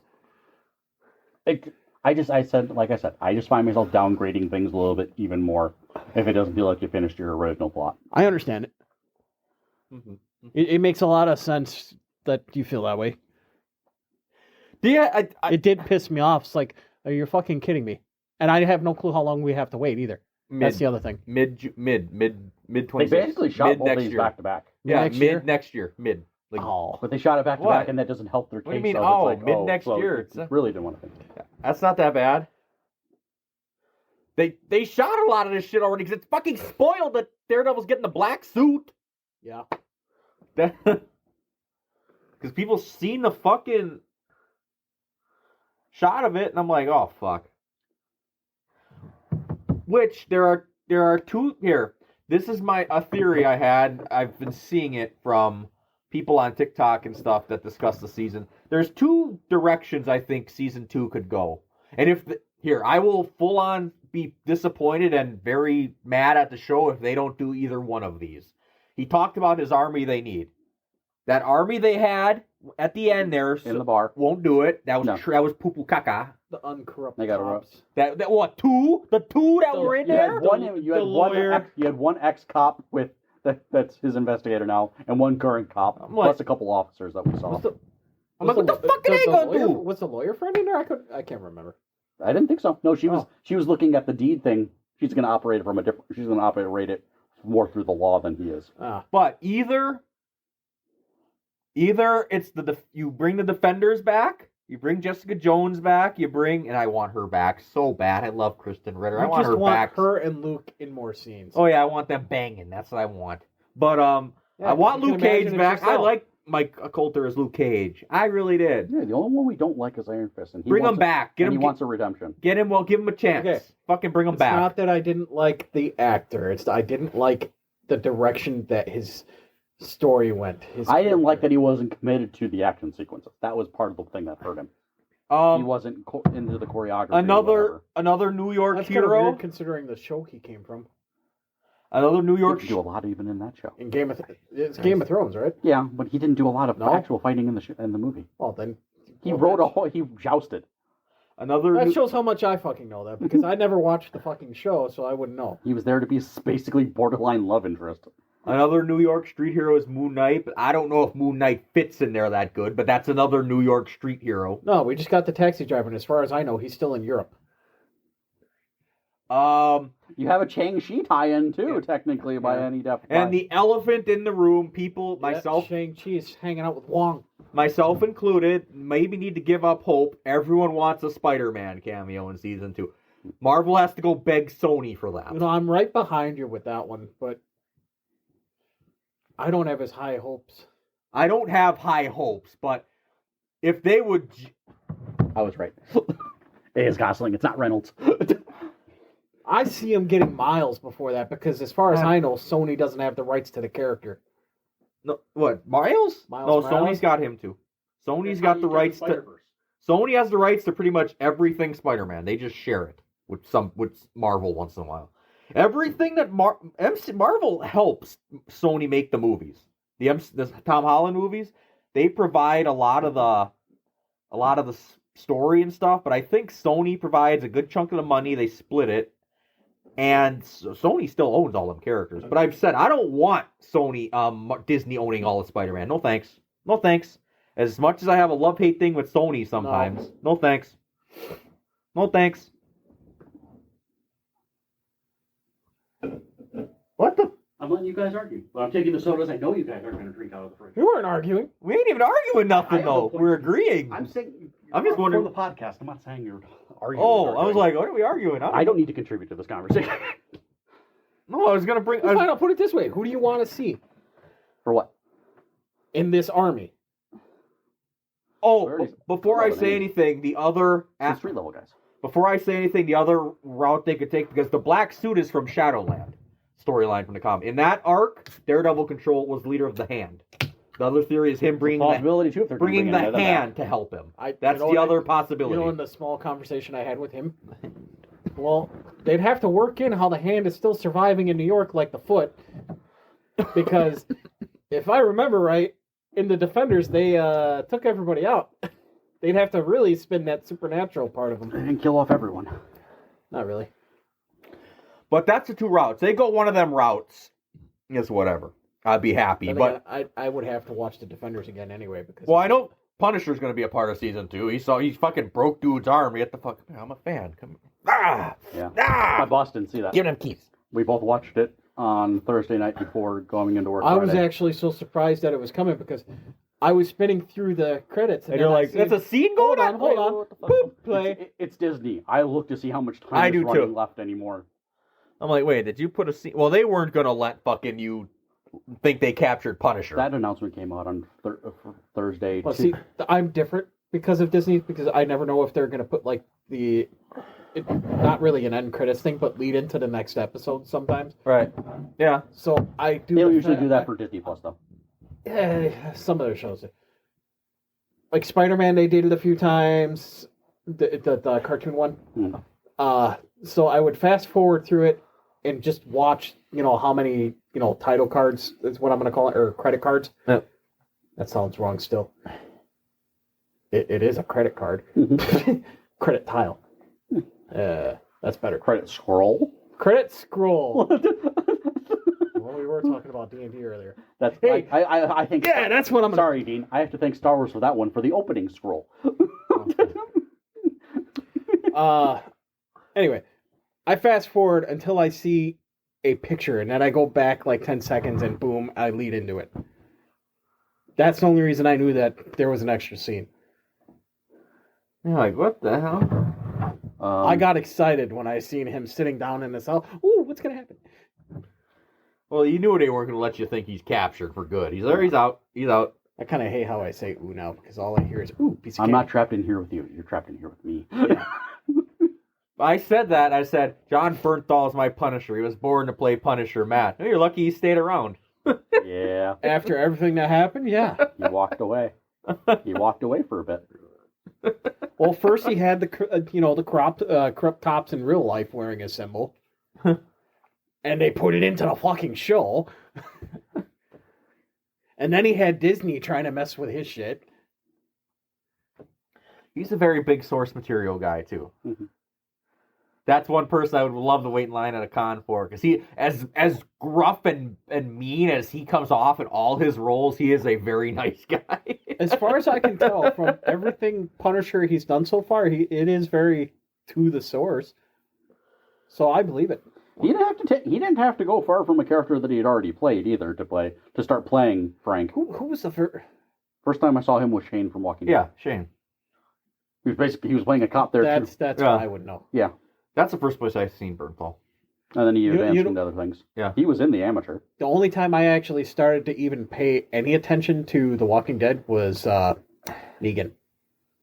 Which is where it started to go bad. That's my motherfucker. That's me in the apocalypse. Well, I paid attention to it because of supernatural characters.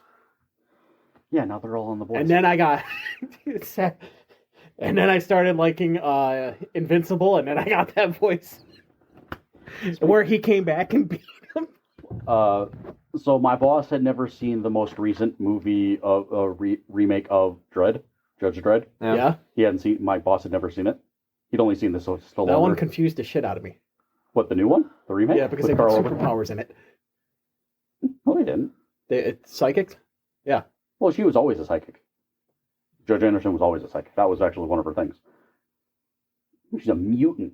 I never actually read the comics. I haven't seen a lot of it. I only had the one movie to go off of. But I had it, so I let my boss borrow it because Carl Urban's coming back as Judge Dredd for Amazon. Really? He's making, with The Boys producers, he's making a show for Judge Dredd with him as Dredd. You're shitting. Nope, that was announced on Thursday. I'm actually kind of excited. I know. It's there. With the Boys producers, this is going to be some shit. Yeah. Okay, boys. And we're still waiting on him, Johnny Cage. I'm waiting for that trailer to come out. I don't know how to look forward to him as Johnny. I don't. Here's Johnny. I know he can pull it off. I know. Oh, It's just that's not how I see him. After playing the games, watching the other movies, that's just not how I see him. I think he's closer to the more recent ones than he is the older ones. Lo thinks it should have been me, by the way. Makes me feel good inside. No, because if it was you, you'd die. Lo said Dean should be Johnny Cage. I think he feels too old compared to how old Sonya is. That's the other thing. That's the issue. Don't worry. We know whose opinion matters when it comes to that. We know. He'll be on the podcast. We're forcing him to go. Carl Urban. We know who will have He's 52 years old. We know who will have the Where opinion. Sonya's probably in her 30s or something. I'm gonna look. There's only one. Late 20s. Watch. And they also changed up. Or probably not, because she was in the first movie. She's currently 36. Johnny Cage is going to be Closer than I thought. I read Johnny Cage is going to be the main character in the second one too. From what I read. That works for Sonya's me. gonna be the main character. No, Johnny Cage is going to be the main character in the next Mortal Kombat. I would I hope. read that. I don't. I read that they're not killing Cole or nothing, but he's a backseat now. I'm okay with that. That feels better. That feels more Mortal Kombat. I didn't really like him. That's also very video game-ish if you think about it. I didn't like him that much. Those were my only two gripes with the original one. I didn't like Cole that much. That will make Dean happy. And He's catching up on all the Star Wars Celebration stuff. That one actually made. And the fact that they what else I didn't like in the first Mortal Kombat? Who got cast as Oh, they. Cast as who? Brent? Not Brent. Fuck. Revan. Not What are you Revan? talking about? Who got cast as Revan? Is that where you were? No, not Revan. In Ahsoka, the guy that he actually Rory? really, but yeah, Uh, vibed with. Baron. No, Baron. Balin Skull. Balin. Rory from Game of Thrones. He could sword fight. No, what was I gonna say? Oh, I didn't like that. I didn't like that they made Reptile a fucking little grunt boy. I didn't like that either. It's like, why? What the They fuck? technically made every other character What a What are you grunt doing boy. to my favorite ninja? They made everybody except Sub-Zero a grunt boy, Grunt boy. including new Goro. Kinda. That was probably my biggest issue with the original. I'm just happy Shao Kahn. Goro dirty. Do you think we're gonna get Shiva then, Oh boy. I'm happy we're getting Shao Kahn though. We're getting or Shao. are we gonna get Centaur? We're getting Shao. That's all I knew. Hey, Kintaro. And we're getting Barack. Baraka. Or what's the tiger version of fucking Kintaro. Kentaro? Yeah. Kintaro. Would you be happy? Yeah, no, we'd get Kentaro before we'd get Shiva. There is a Star Wars horror movie in the works, and we're reported, and The zombie one? Or is it the fucking, what's her name? It was like, oh god. there's a couple different horror aspects that they could go with. Yeah. Zombie Troopers was technically one book too, Yep. but it may have something to do with Darth Maul. Really? And that's what my coworkers were saying. I guess I'll have to check out the Celebration shit. Yeah. The Ryan Gosling one is just codenamed Starfighter right now. That's what the movie. I don't like that because there is a movie called Starfighter. It's codenamed Starfighter. That's not what it's going to actually be called. That's just the working. That's the working title until they figure it out. Till they figure. As long as it's not X-wing. What are we on? How did we get here? Talking about movies. Yeah. We were on Daredevil, then we went to... I brought up Judge Dredd, which led us into Carl Urban, which led us into Mortal Kombat. Yeah. No, I got lost. I got a little sidetracked. I had to look up Matt because I seen a top 5 or top few ideas for Star Wars horror, and that's the one I want. I want that. Yeah. I want that. That's what I want. I want that. I want that. That's what I want. I want that. Yes. I'd be in that movie like, come on, Star Wars, redeem yourself. Give me some horror. You just want that mouth. Good mouth. No, they got it. No, Melina. one movie would. Who? Melina. That's my bae. Fuck you, Mortal Kombat. No.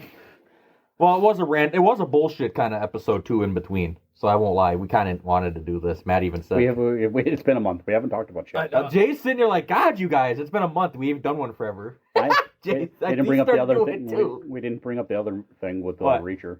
Reacher. You have to ask. Season 3. I enjoyed season 3. Each one kind of feels like it's lesser than the other season.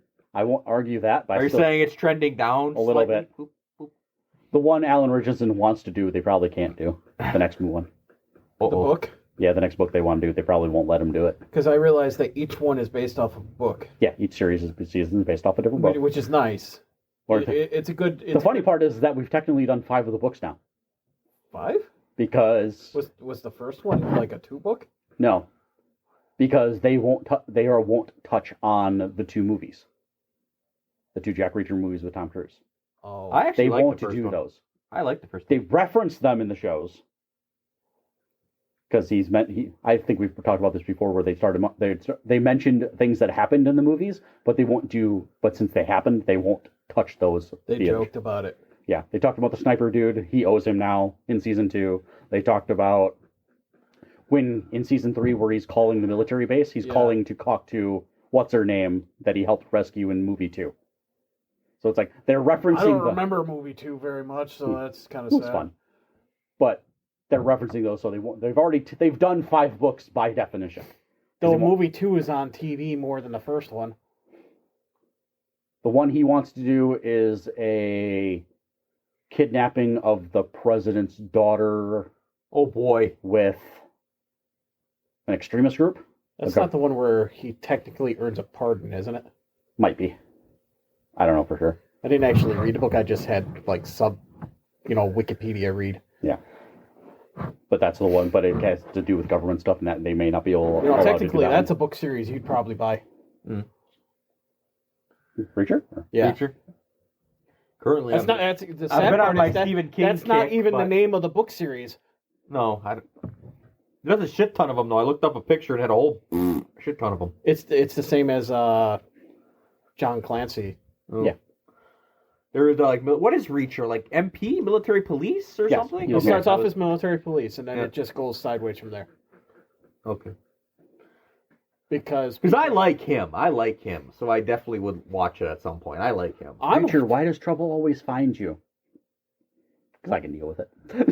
What season? I keep seeing You know what? I that. Hey, absolutely loved his fight against the big dude, I keep seeing and how it just carried on. That was probably the most cliche. What, a fight I'd like? Oh yes, you would absolutely love. You know how big you know how big he is. Oh yeah, You've seen him big in things. motherfucker. So they hire a guy bigger than him. It's like someone who technically should have been him. No, he's Because- Richardson's I thought- 6'2". They pick when they wrote with the director or the writer when he said Reacher's like 6'2" to 6'4". Oh, Yeah, I thought he was so supposed to be like. He's always supposed to be physically intimidating, bigger than everybody else. Okay. So when you got Paulie, which was canon, Paulie was bigger than him, and that's why they wanted it that way. Paulie. You would like Paulie. Actually, the actor, I think he probably. Yeah, he'll be in a already couple knew. other things. There was something he wanted to do. No, there was a. I keep seeing this clip on fucking TikTok, and shit always makes you laugh. The one where he's in prison. Reacher's in prison or something. That's season 1. That's season one, and he jumps off the bunk. Well, you're gonna leave out of here in a bucket, and they're. Yeah, That's funny. This is my house, Pat. So get out of here. Yeah, it's my house. That's season 1. That's pristine. That's pristine. We have a weekly office meeting on Thursdays, and before the actual meeting starts on Microsoft Teams, they're always playing music, and my coworker was mad at me for saying the opening song to Reacher season 1 was playing as he's walking through the thing. It's like, hey Alex, it's Reacher season 1. It's like, how the fuck do you know that? It's because They use Microsoft. They use Teams too. That's what we use. Teams. I hate that program. I hate Teams. it's not fun. That's all we use. Hop on Teams. No, because once it's on the We're warehouse computer and you're people. signed in, we don't have right? It Yeah. pops up and shit. It pops up on its own every time you sign into the computer.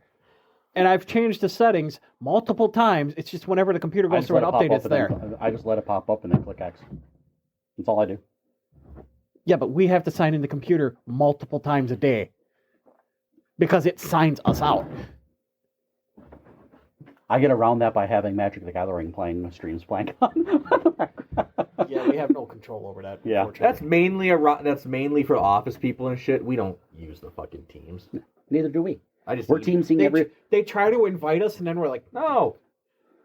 So this is going in at 4 o'clock. We're just getting our orders.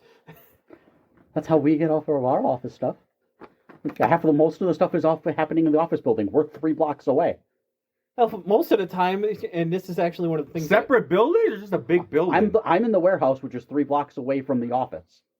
They're not connected. No. Dean would probably. Guess what that means? Nobody ever comes over. I'd be annoyed as a bitch. Yeah, you would. Where's the office people? Walk the block, couple blocks out. What? I want to bitch at them. I'd hate that. He's got one person. Oh, we have to write he them emails. We still bitch at them. No, we leave that to one person. We do too. To be fair. Oy, oy, oy. I created my favorite conversation. Hi, this is customer support. How can I help you? It's like, yeah, we got books we didn't order. Oh, do you know if you ordered anything? No. Cha-ching! Oh, yeah. Oh, yeah. Well, I mean, is there anything else? Because it's top 10 time, unless No, I'm there's surprised any... I thought it was going to take longer than an hour and a half to get through all that. No, We didn't bitch as much as we wanted to. No. Because the Daredevil stuff, a lot of your gripes was shit that actually made... I said my points were shit, fine. Shit that made sense to me that I don't disagree with, but... You didn't drag us down like you thought. I didn't My expect to. fair I said I rate- might get it down 1 point. No, I didn't. My fair I said it rating... might. If I had to really give an honest opinion, me going off of hype Had Dean... I said 8, you might have dropped me a 7. Okay, I'll give you that. Hype Dean will probably stay at a 9 because Hype Dean was hype and pretty much there the whole time. Thinking of everything as a package, calm down, it'd be in the 8 to 9 range. So kind of, but a little bit. I'll I give you that understand. high. So it's like things that were downgrading for me. Didn't have a finalized thought in my brain. I didn't think they did anything special that wasn't already done or used for any of the other Daredevils. Yeah. And Matt did bring up a point that was true. He even said it. He didn't say it bad, but he said it true. It's like he was speaking from my perspective. He's like, Dean, you're an action junkie. So a lot of the shit I'm going to harp about is shit that was probably off to the side for you anyway. There was decision making. You know, there was something I did appreciate about the show. The Vigilante thing. They did connect other shows to this one. Hey, it's Sword Man. Incoherently. It's Sword. It's a Sword guy. Fucking Kamala's dad showing up was another thing. Him creating a personalized pop of her. That had me dead. That was funny. Hey, a pop. But even Look, that a was just Funko. a standalone episode, and it's just like you giving us a little bit. Of Yeah, that Easter was eggs. kind of a weird episode because they double dropped that episode. They gave you 2 episodes. I'm like, My favorite part of the finale was just Matt talking to Frank in his home. hey man, Frank had that one You want guy. some coffee? That one guy he had under the table, he just put like 3 in his head through the table. I'm like, I also wasn't a big fan of the slow-mo of that fight The scene. talking. No, where the it goes slow-mo. once the house, yeah. when it went slow-mo during the actual housing rape part. It's like, for Matt, it works. Where he's doing Punisher, not so much. Yeah. That's what makes Reacher better. Is like watching it in live is actually more intimidating than watching it in slow-mo. But slow-mo has to be used for Matt when he's doing the tricks. You know what's going to make me watch Reacher Every now? time he uses that extended fucking pole. Yeah. It's going to make me watch Reacher now as a fight with Paul. You're like, Dean, you're going to like that. Am I going to be up with the shirt off? In order to actually appreciate the character as a whole, I suggest you start from season 1. That's fine. You have to. I mean, that's a lot of content. That's what I do. What is it? Because like, everything that that's what I do? happens in season 3 Season 3's is Paulie? In yeah. the fight? Yeah. Oh, boy, I'd have to is get a there. built-up character from season 1. Paulie? No, Reacher. Okay. Reacher. Okay. Everything You he need does, to see everything Reacher has done to respect how difficult this fight is. everything in season 3 is built up from season 1 and 2. So you're saying it's a shirt off manly fight? Oh yes, Oh no! and it's a whole episode. So am I gonna? They still fighting? Yes. Yes. by the time you're actually getting to Okay, I'm gonna ruin one part of this fight for you. They fall into the fucking ocean and they're still fighting. Yes, Yes. literally. Get back here! And guess what? I'd be dead. Guess what? What? They both get out. And they're still going. They're still going. You have Reacher walking damn near fucking naked back to the house to finish what he's supposed I to think you do. reminded two scenes. He was technically clothed. Oh yeah, there was. What? Yeah, No, wait. Please finish this. I need. There's an earlier scene where he goes swimming and he's only in his swim trunks. I said the trigger word for him. Yeah. Wait a minute. Naked. So he's the fight. You think's over, and he's walking back. And Paulie's He dragging was right really- behind him. He's walking back like I'm finished with the fight, and all of a sudden, Motherfucker, I'm not here's done someone with you. coming out the woods, and he's like, "Oh, Hey. Is it a me kind of fight? Yes, it's yes, a you. it is very you." He dies how Paulie dies how he would die. Oh no. That is a very Dean way to die. So do us both a favor. Please watch Reacher. I could care less about Vox Machina myself, but Reacher, give every season a watch. No, that I want to watch that. I do. I'm gonna get to that. The funny part for a Vox Machina is it's literally anime, which is one of his passions, and he won't watch it. That's the funniest part about it. He doesn't consider it anime. I know, That's the but one it's, reason I why- said animation, I That's the didn't one say reason anime. I Give it want to to get to both. I will get to both. I mean, I got vacation. I'm off Monday. I could probably start one. Wait, did I get the jab on here? Yeah, you probably did. No, the first jab? No. Oh, no, you didn't. No, the first jab was not. That wasn't recorded. Shit. No. That was literally right before we started recording. That was That was- perfect. It was the silent jab, and I still appreciate it. I'm done. I'm sorry, Dean. It's the gift that keeps on giving. No, that shit's just, you got me distracted now, because all I'm imagining is thinking a fight's over, you're calm. Oh, if I ain't done with that shit. Hey! No, the thing you'll appreciate is how many times Alan gets full nude in this series. Oh my god. He's got to sleep with someone every episode. Hey, he naked. Because he's written as one of these characters that is like James Bond, he gets the girl. Wait, is Paulie technically a bad guy? Yes. Uh-oh. He's got a fucking Gatling gun in his guard station. And you have a whole scene where them two are lifting weights and arm wrestling. Oh my god. Just because...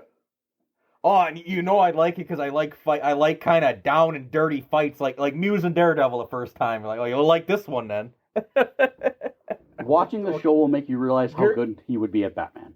Okay, you're gonna hate me for this, but I like this fight scene way more than any fight scene that ever happened in Daredevil. Okay. It's one of the better written ones. And I said that for a reason. You're gonna hate me for this because you were shirt off for Daredevil. So I can't imagine what you're gonna be for season 3 of Reacher. Well, I was shirt off for a lot of solo leveling episodes too, to be. Dude. Ah. And fighting both scenes with Beru fighting are saved on my work laptop. Him against the S-class hunters, and then his Jinwoo's fight against him. They're both saved on my computer. Sanjay Wu. JP Wu. You haven't watched any of it yet, have you? So Sanjay Wu. The solo leveling? No. Sanjay Wu. JP Wu. I really need to reread it up to the demon arc. JP Wu. That's Demon arc up, I mean. But like you said though, you get a third season out of it, you're about done with solo leveling. But you have read it all at one point? Yeah. The season ends post Juju, and he's walking into that gate that the chairman asks him to go in right at the end. That's literally the last part of the season. The Is him biggest walking into the secondary red gate. The biggest stuff in season 3 is going to be Thomas Andre, That's the season. Double That's why they Dungeon. ended it. I mean, there's not much that he no dips that red gate anyway.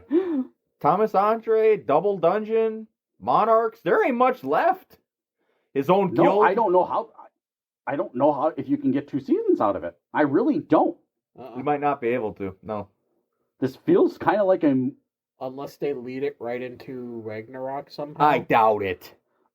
I don't think people know Because enough for you that got- one. Next is the double dungeon, Yeah. and then you've got the dungeon outbreak with his sister. Oh god, no. Sister leveling's gonna take over. Jenna!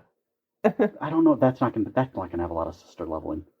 No, part I'm of it. talking about the abridged bullshit. I know, but I'm saying that's not gonna. I don't think there's a lot of content there for the sister leveling. But you got that, and then you kind of got him getting greed. Dongsu? Hong Su. Yeah, that's kind of if you can make that a season, maybe. But I don't think there's enough content for a season. After that. That's when Thomas Andre pulls up and they fight. Apparently, the producer and Alex Leo always talk about how to draw things out. Yeah, and then you sped run fucking too. Yeah.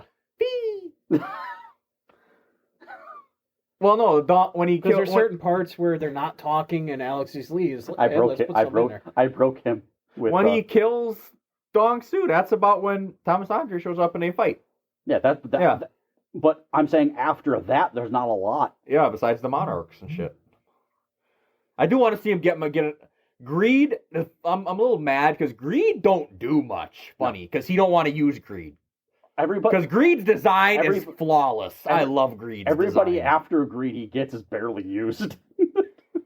Or everybody gets after Beru is barely used.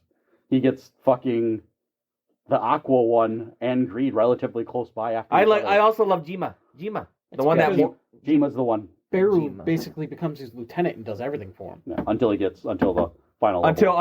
Until Beru is like, I'm gonna be Grand Marshal. Belian. No. You go away.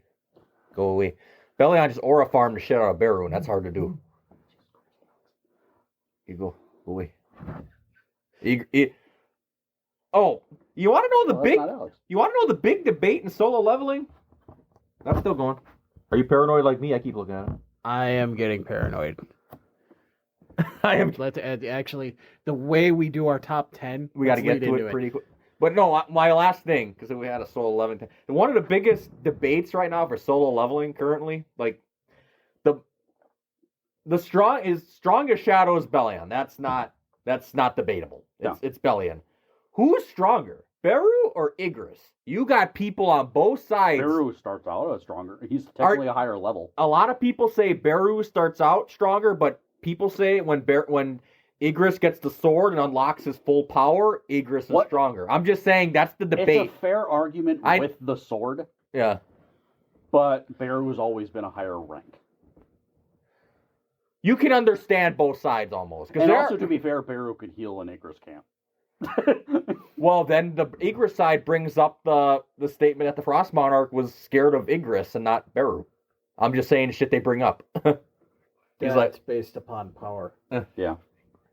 Because the 2 strongest ones he have until he gets Greed and think of it like Pokemon style. As much as I'm just saying, there's Fire a and lot ice of don't people mix that too think well. Igris is stronger than Beru. You'd be Igris surprised. it's fair because Igris is using a weapon from a Monarch. Mm-hmm. He's using a Demon Monarch. I had to research though, because I told you I'm actually hoping they do Ragnarok because of that. I didn't. It's been a long time since I read any of it, and I had to remember. I still haven't gotten through the it. Baron, I found something else. The Baron that Really? Jinwoo killed wasn't Baron. That was like a clone or something. That wasn't actually him. For which one? Then the Demon King Baron. That wasn't actually him. right? Technically, it counts because he's technically the demon monarch. Oh. I read somewhere that wasn't technically him. The original he one got is... the deed of the monarch from him, Yeah. didn't he? Yeah, Oh. it's technically him. Oh. It's weird. He let Radish's... Oh, fuck, I said that wrong. Yes, you did. You've said it how Jinwoo says it every time. Yeah, I did. He let her people take over. The funny part is that they changed it. Did you catch that at Ragnarok? She changed it to Radish. Yeah, she did. She did change it to Radish Clan, which is the funny part. But, no, Because she comes back and gets a power-up. Did I hear something wrong? Because some people tell me that wasn't actually, like, Baran. That was like a... I don't know. No, it should be him. I don't know. I have to see what argument it is to... It should be him. Because the demon... As far as I know, it was the physical monarch, or the physical being. Because you never see him again. Oh, I don't know. You see him in a flashback. I don't want motherfuckers thinking I'm stupid. Like, No. Yeah. I want to explain this without giving too much away of the sequel, but in the sequel, his son only gets power-ups by recruiting the monarch's legacy. So, you remember the Beast Yeah. monarch? Mm. He He hasn't gets... gotten to him yet. Rakan. Yeah. I know the shit. Rakan. He looks it up, so Yeah. I mean, but I'm just saying we I haven't think gotten we've it yet. talked about it, which is why I said that one first. He gets the little wolf pup Yeah. and joins the team. It's like a power up. It's a form, a transformation. Huh? So, yeah, as far as I know, the demon one is gone because he gets. You see him again when he's going through the double dungeon. That's what I'm talking about. That's what I'm talking about. That's what people talk about. That's why. I just don't. That's where I got that from. If something about that's wrong. Okay, by that definition, yes. Okay, I'm just maybe I. But Here, I'll let you read it too. That's what I'm talking about. So, by definition, yes.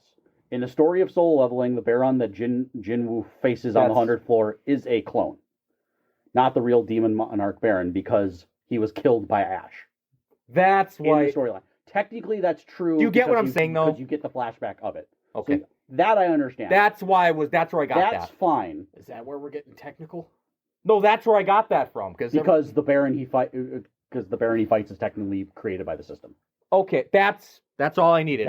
That's why. technically true. Did you hear him? Yes, and it also makes more sense than you know because the system creates the monarchs. I couldn't explain it because I ain't read the shit in a while. And I was like, that's not Baron. Like I said, I needed to see the argument. That's why I had to bring it up. You do know that Jinwoo is one, right? He's the vessel of Ashbourne. He was chosen by Ashbourne. And Jay's like, Jesus Christ, he does. I told you. I'm trying to let you enjoy as much of this as possible without me fucking ruining anything. I don't think you will though. I'm similar to because when I state something and you have to look it up, you're like, "What you mean?" Why? Hey, I only had to bring that one up my knowledge because I was like, did I hear something wrong from somebody? That's why I had to. No, you didn't. That's why I had to bring that. I was processing it differently than what you had there. I was just that wasn't. You get how it was. At least he gets it. He's okay. I know what you're saying now. That's what I heard. Like I said, I needed to hear the argument of what they're trying to say. That's not the original Baron. That's Because not we were just remembering it as the monarch was dead. Yeah. It's like we don't see. I was starting to process it in between because the only other time you see him is when he's doing the flashback. You do see him there, and that's where like maybe my brain was starting to recall it. That's what I heard on TikTok discussions. Yes, they were saying, like, "What do you mean that wasn't Baron?" Then they go on a whole fucking thing about why it wasn't technically. Yeah, that was So was that created by the architect, the guy that's in the double dungeon? Yep, the architect. The entire system created by me. That's the thing that made me that you told me about. You're like, you like your big statue, a god statue. He's not the big bad of that room. He's kind of he kind of gets no diff. The architect is. That'll be fun. You're actually going to very much love where the story leads into. It doesn't start to get lame and weird until you deal with only the monarchs. That's where everything kind of started to fall apart. Oh, I told him one thing who I wanted to voice Thomas Andre, but he was already in the show. Can't do it. Fuck, I was so mad. The only voice of Iron. The only voice for Thomas Andre, to me, is Frankie. He's already did a voice. He's Iron's voice. Human, alive And now he Iron. doesn't get to talk again. Yep. I was like, fuck. All right, enough solo left. Why does Get back to vampires. vampires? There's no vampires really in solo level. No, the one I'm reading right now is the beginning after the end. Don't watch It's that. just getting an That anime right poo now. caca. I'm caught up on that too. It's not poo poo caca. The anime It's poo- just poo-poo. It's weak. It's It's weaker. the animation style is too close to something that already exists that the story fucking feels too much like. Yeah. what? Solo? Wait, No. Wait. Beginning after the end. Oh. Why are you so mad? I don't know why you hyping Because- that one up. Because technically it should It's a have had the very good- same animation style as Solo Leveling. The way they With do a things. slower build. With a Yes. slower build up. Way slower build up. Well, Actually, I can't even say that because I think in the second fucking episode we're already in the elf village. 3. 3. Jay says he thinks I'd like it, but Are we? Let's put it this way. he says he thinks I'd like it, but he reeled it back. Oh no, Mishuko Tensei? Yeah. I said that wrong Tensei, again. Mishuko Tensei. You like that one, right? Yeah, But you wish they had dialed back the pervertedness a bit more, right? not in the. I think Rudy is just a little creep at Yeah, times. well- That's what. This is legit. This is like that same setting, but he dials it back. He's taking the complete opposite approach as Rudius. Where like he feels awkward because he feels like he's 30 years older than everybody else. Oh, Versus Rudius He treats people like kids. versus Rudius is very much into the neat culture. This was a previous king who was secluded because he was too powerful, who goes to a world where he now has to learn all these new things, and is trying to, I don't want to use this term loosely, dumb himself down to fit in, okay. so he can live his life. Because I was gonna probably give it a shot, and I still might. But Jay, after he watched the episode, he toned it back. I don't know if you're gonna watch that. Only reason I say that is because because the animation style is too much like the other. Like, if you watched it, you would see frame for frame Mishuko. You have to get to episode 4 before you start feeling his aura. Before you see anything different. Except for the flashbacks. The flashbacks is only where you get something different. the only other issue with it is Jay. He said it jokingly, but it's a me thing. He's like, you're gonna compare it to Solo Leveling right away, and I don't comparing like that. you comparing someone to Drippy Woo is not fair. You honestly do need to compare it more to Mushoku Tensei than you need to compare it to Soul Leveling to start. Drippy Woo. To start. To start. As soon as it's the... By the time he's trying to become an adventurer is where it kind of starts to turn into Soul Leveling. And I've just read everything in a week. We should get that by episode 5. At current pacing, maybe. Yeah. My current let's get a little bit. My current We've got an hour before. I've switched off in the fucking a lot. My old guard is kind of take that long. My shit's ending, so the new stuff's coming in. Like Fire Force is coming in. My Goat Windbreaker's coming in. I always call it my Goat. I recommended Lazarus if and when you want to develop a new. I really wanted to watch it. I just couldn't figure out how I was going to. Shangri-La Frontier ended, giving me the middle finger, so I'm a little mad about that one. I told you weren't going to be happy. What do you mean you ending it here? I told I had bad place. I'm like, this is where you end the season? I had a bad feeling when they were like, Oh, you're Shangri-La. ending this season I here? missed where he said that. Shangri-La. Okay. Oh, yeah, no. They end I the had season a bad feeling when they were right starting to in the lead it. middle of It's something. like, you have 3 episodes left, and now you're touching on this tournament? Oh, we're fucked. I could have told you they were going to do that. I'm like, That hurt. what, you watch that one too, or you just from... Here and there, yeah. Oh. I don't watch it religiously like you do. How the fuck you watch something here and there, or just an episode here and there? Yeah. When he Pretty gets much. time, where he's not dedicated to it like we are. Oh, I'm pretty dedicated to a lot of shit, I can't lie. You watch things, and I'm going to say this again, religiously, where it is in your set schedule to do. Loki. I'm not that way. I know. Want to know what I am literally doing right now? Yeah. I have Once Upon a Time on in the background, and I'm fucking reading shit on my phone. Oh. I'm catching up on manga. The There's from the Mushoku Tensei artist, I think. Before that, I was reading my comics. So all that shit that I had stacked just sitting is dwindling. And I'm not helping that because I just bought another stack this big. Yeah, I'm pretty sure the company that does Mushoku Tensei is doing Old Country Bumpkin turned Master Swordsman. I love that. I really like that one. His father? Yeah. That's why I'm making the joke. I'm pretty sure it's the same studio doing it because it's just the same artwork. I like that one. I have a feeling I know what your favorite girl is. You know what's sad? What? Is I like that story better. Which one's my favorite? The redhead. How'd you know? You want to know why I started watching it? You want to know why I started watching it? Because I went on Prime, I seen the little picture, I'm like, who that redhead chick? I'm watching this. Yeah. We'll get into her backstory later. That's the... But no, at least it isn't the show or the story where it's an old guy who pulls a sword from the stone and it makes him... The only way he can power up is by fucking chicks. Yeah, I know which one you're talking about. But no, I wanted You do? Yes. I wanted to bring that up to you because I'm watching the last episode of the season of Shangri-La and I'm clicking on how many minutes are left. I'm like, what is going... What is going on? Why are you just starting this? Honestly, you want to know what this feels like? What? Is that the entire gaming convention is a movie. Honestly, that kind of feels what it kind of left it off as. Yeah. It's like where you... For a second there, I thought you were going to compare it to Daredevil. No, I'm comparing it to... You're leaving it here? I'm comparing it to Demon Slayer because where it left off and then you got the Mugen Train. Oh no, Demon Slayer is just doing milks now. The last arc of Demon Slayer is going to be split into 3 movies. That's what Demon Slayer is doing now. The last arc is split into 3 movies. But so that's the vibe I'm getting was like when you cut off abruptly kind of where the season ended and then you got Mugen Train as a movie. And now it kind of feels like the entire tournament's going to be I'm starting to love every character. I love Sunraku. There's bias because it's Eric Vale. It's Sanji's voice. There's bias. We're almost there. We're getting there perfect. Just keeping the screen on. He's going to laugh. Pencilgon's almost my favorite character. Like, of course she is. She'll step on you, too. Yep. And I love Katsu. I have bias to Katsu because that's Brittany's... That's a fucking Rimuru voice actress. So I have bias towards Katsu. So how are we bringing in our top 10 here? Anime vampire. Yeah, we haven't talked about. Do we have an anime vampire? Alucard. Castlevania.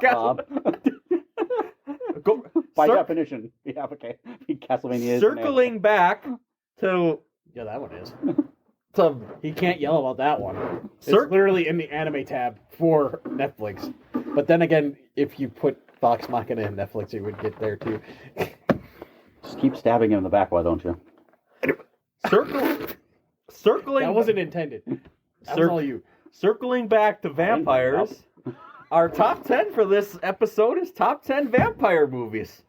Wow, that was just... Yeah, we go from Shangri-La Frontier to vampire. There's going to be a lot of repetition here. Oh, yeah. Big time. Except for my low ones. Oh, mine are all over. There's going to be a lot of duplicates because of surprising lack of vampire films, at least quality ones. From the year 1990 till now, vampires have not been a very big thing unless they were a part of romance. Fuck you, Twilight. Oh my god. I set him up. And he took it. What's a better love story than Twilight? Everything. Okay. I want to see a worse love story than Twilight. I really do. I made the joke that there was one. I can't remember what it was for, though. I did make that joke. Love Hurts? Nope, still better. He had to think for a second. Because that was pretty bad, but he had to think. I liked the movie too. It just didn't make much sense as far as... all right. No, you know what? Fuck it. Are we rolling again? Yep. Okay. Might as well. God damn it. Oh no. The dice are coming. We're going to be doing enough dicey rolls next week. Oh, it's not my fault. Actually, it is my fault. Yeah, it is. I was literally about to say, what the fuck you mean? Says the people that want to keep playing. Damn it. How do you fucking circle that on us? Yeah, because we don't actually want to roll the dice. We just want to play. Can I just... We don't want to do the math. We just want to play. I don't. You can't do the math. I can. I'm just impatient. I don't want to do it. It is kind of sad that every time we play, JJ just hovers over him It's to do the math. not hard to for follow him. math. I don't know why you struggle with it. It's like the first column first, and then you add everything. No, it's fucking serious. It's a problem because I know he can do it because he's doing the math at work for me. I know. What the fuck, dude? I'm trying to do I'm it this way. self-conscious. I don't do math fast like people, and I'm trying to do it And fast. here he is to at move work, the and he's game just along. da-da-da-da. What the fuck? You just did that already before I even had a chance to try and figure out the math I wanted to do. Because I'm so used to them weird quantities. 19. No, I thought it was a 13. Nope. Jesus. Natural 1. Oh, he goes He's first first. anyway. No, hold on. You roll. Let's see if you get it. I rolled. I got a 5. If you get a nat 1, we double roll. Well, you rolled a 5? I rolled a 5. I didn't even see it. I rolled it first. God damn it. So is it me? Yeah, it's you. Oh my god. Yes, it it is is Matt. Vampire Boy. Oh god, Vampire Boy. Well, yeah, you're the one who is a vampire. Remember? Huh? Come on, Stack. Oh god. All right, my number 10. I always kind of do this at 10. Everything else is as whatever. If I had to pick which one, but I kind of put 2 there just to yap about. The first one is gonna be the one that I said is not necessarily a good movie, but Queen of the Damned. It is not a good movie. Never saw it. It's just sexy. That's the whole point of the fucking movie. And it's based on Anne Rice's novels and shit. I'm like, this has nothing to do with the novels almost. Holy Isn't shit. that the one where they're just wearing bikinis the entire time? That's what the pop artist that died was named. Aliyah, whatever the fuck her name was. I forgot her name. But yeah, it's the one that has Disturbed in the soundtrack. Oh, yeah. Queen of the You'd know if I showed you Yes. the poster. No, I remember The only it. one I know is Selena. Oh, shit, hold on. Because this is one I actually rewatched. Yep. No, I know that one. You I what's know the weird? poster, but I never watched it. I actually do like that one. It is not a good movie. I'm sitting there watching this like, oh my. Hey, you know the top 10 list he wanted for this one? Uh, The guilty pleasures? That'd be a guilty pleasure. Probably yes. Not again. I watched one of my guilty pleasures last night. Don't tell us about it. And then But the one Queen of the Damned is tied with that in terms of a movie would probably be better that I watched. Of course it's horror, so Stephen King's gonna pop up somewhere. 2024 is Salem's Lot that Max did. I had That's fun your number with. 10? Yep. Salem's Lot. It's a tie between Queen of the Damned and Salem's Lot, but if I had to pick one to have an edge for 10, it would probably be Salem's Lot. But I just wanted to yap That about probably Queen won't of the get you Damned. over in story. No, Salem's Lot wasn't ridiculously amazing, but it's Stephen King, and Salem Lot's a very good vampire story. It's one of the best vampire stories, next to, like, Dracula and shit. And it's horror, so Stephen King's gonna pop up on a horror list everywhere. It's just a bright of But yes. Salem's Lot's charming. It takes place in, like, a little town and shit. Oh, yeah. I ain't gonna yap too much about the Lord It's here. Stephen King. It takes place in a little It town. takes place in a little town. In Maine. Which I'm waiting welcome for. to Derry. I'm waiting for that. I think that's gonna be good. I'm hoping. All right, Matt. I already kind of told you, Detective. By definition, my number 10 isn't a vampire movie. Oh It's God. supposed to be a vampire movie. What's that? I Am Legend.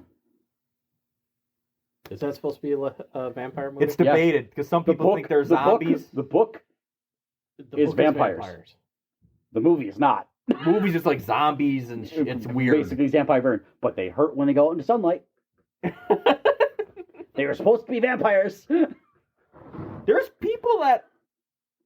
That's What the fuck virus would have turned people into vampires? That's a more interesting spin than what we got. No. I'm gonna. This might be a spoiler, but I'll touch on that later. It might not be on anyone's. It might be on his, but I don't know. Okay. Maybe. That makes me feel like a fucking. You guys are going all serious, and mine starts off fucking hilarious and Well, stupid. you told us it was. Yeah. The Little Vampire. I knew it was gonna be. I figured that was. I'm like, oh my It was in the God. back of my Disney brain. I could I watch knew. that one on repeat when I was. Jonathan Lipnicki. Yeah, and I'm not talking about the fucking CG bullshit one that they recreated. I'm talking about the one that's live action where you get the whistle and all that. Adding sinners to this list, I crossed off Nosferatu, and now I have a new honorable mention. You must bounce on it. Stop. You got somebody to bounce on it. Who? Come on, Stack. How do you think you died? Oh God. You were lying on the ground, bro. And I was twitching. My feet. That's supposed to happen when she bites you. Is your number 9, or do you have anything for Little Vampire? More? Talked about it a little bit. I'm the same. Whistle. Little boy who was struggling in life found vampires and ended up finding himself through it. He didn't have friends. It's a very relatable movie. You gave me that as I'd. Number 9. Me? Yep. One, I might be the only one who've seen this. John Carpenter's Vampires. It is from 98, I believe. It's John Carpenter's take on vampires. I will look now, but I want to know when that came out.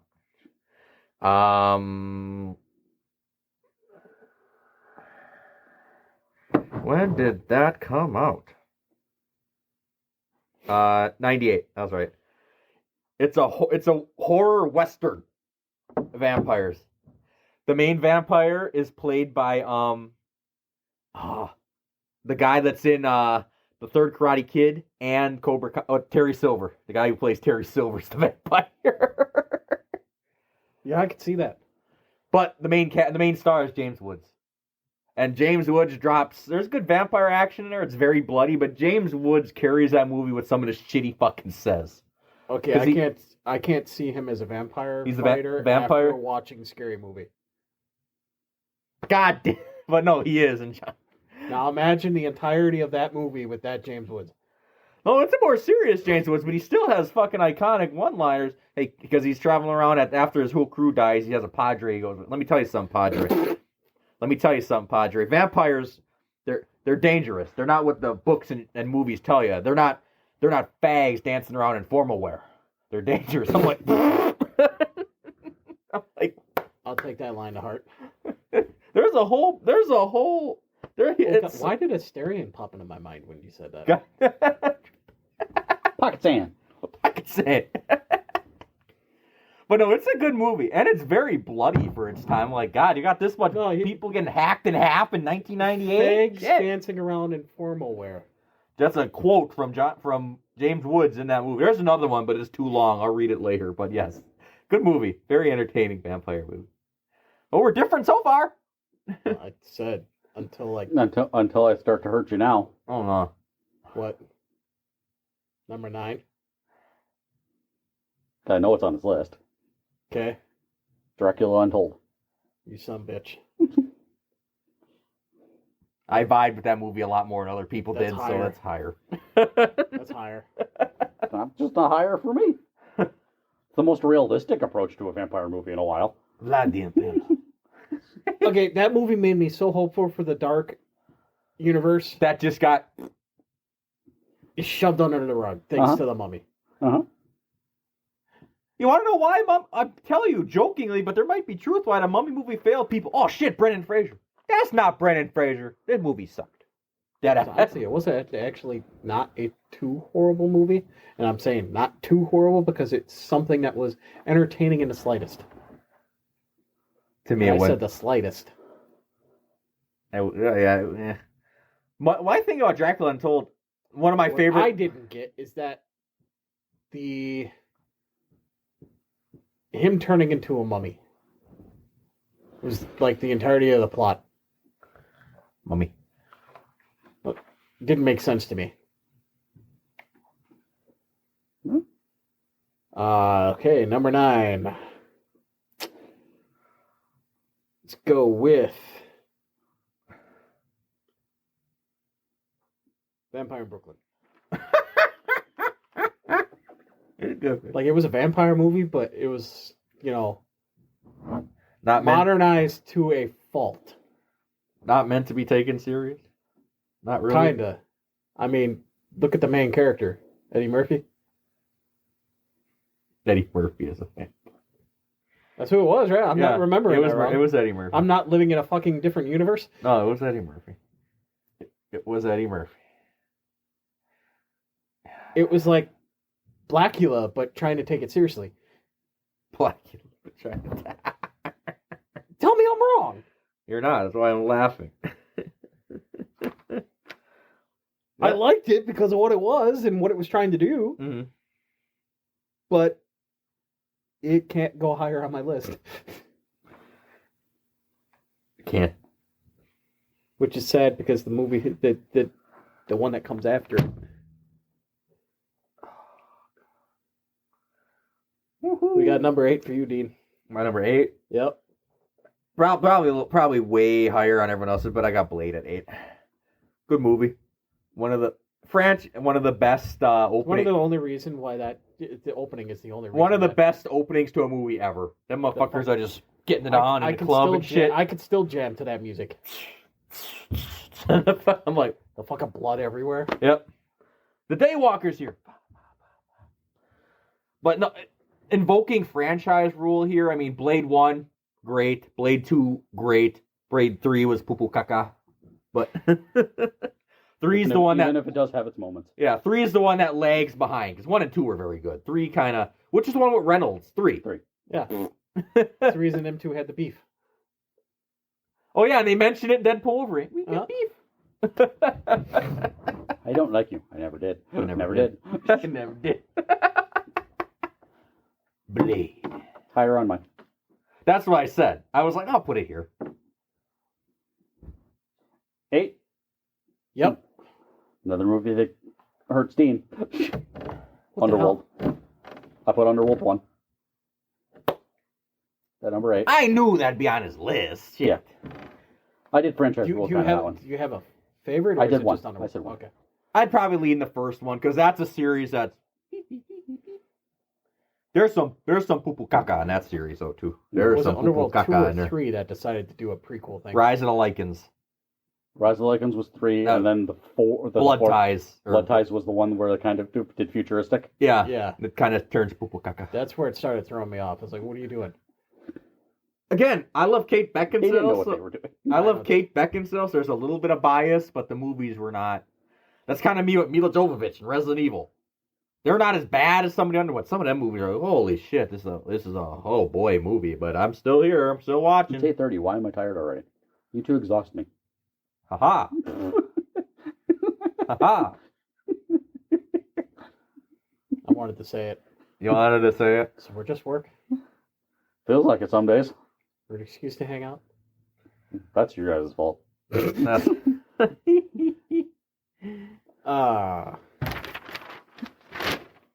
I'm supposed to say mine next, eh? Uh-huh. Dracula Dead and Loving It. Can't take that movie fucking seriously at all. But the comedy gets me all the fucking time, especially the sex scenes. Or the intended sex scene. Until he said Blade, I hadn't seen any of your movies. I still haven't.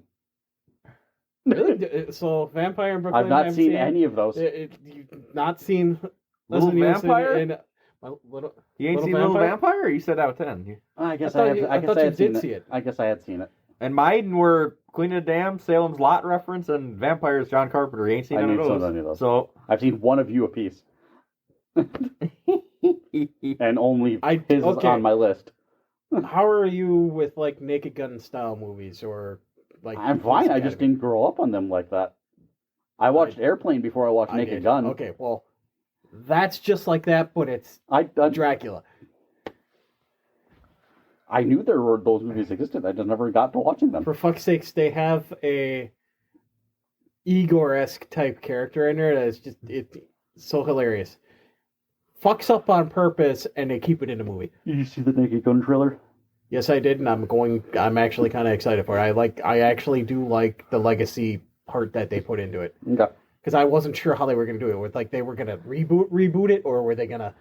Him being the little girl was the most cringiest part of it. It's like, oh no, this is where they're going to go with this. It just feels weird. You know what I like about that is that they play so hard into it. It's like technology has grown. We're going to use it. They play so hard into that, especially the legacy wall. OJ. Everybody, I'm gonna miss you. I'm gonna miss you, pops. And then they pan over to him and he's like. 7? 7 for me is a new kid on the block, Abigail. Very fun movie. That was one of the one fun. I haven't watched. That was a very fun movie. Again, takes a little bit to get to the vampire shit. But when it comes, it's like, whoa. Not as long. Not as long as Sinners. No. Or my next one. Abigail. It's something about a little girl that's a vampire, and she actually acts very well. And Dan Stevens being Dan Stevens nutcase. Just. And I'm starting to enjoy, what's his name, Kevin Durand, in almost everything he does, so.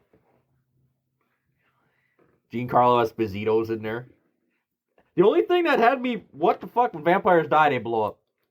That's the most fun. I'm like, boom. Boom. What's this boom? Did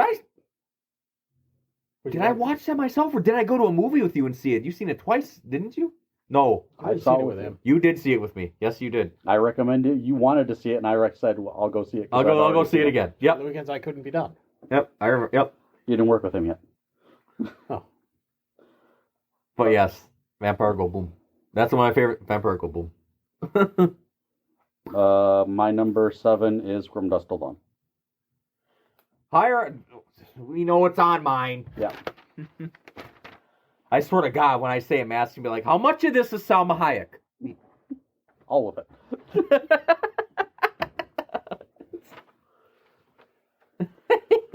I'll let him rant when he gets to the rant.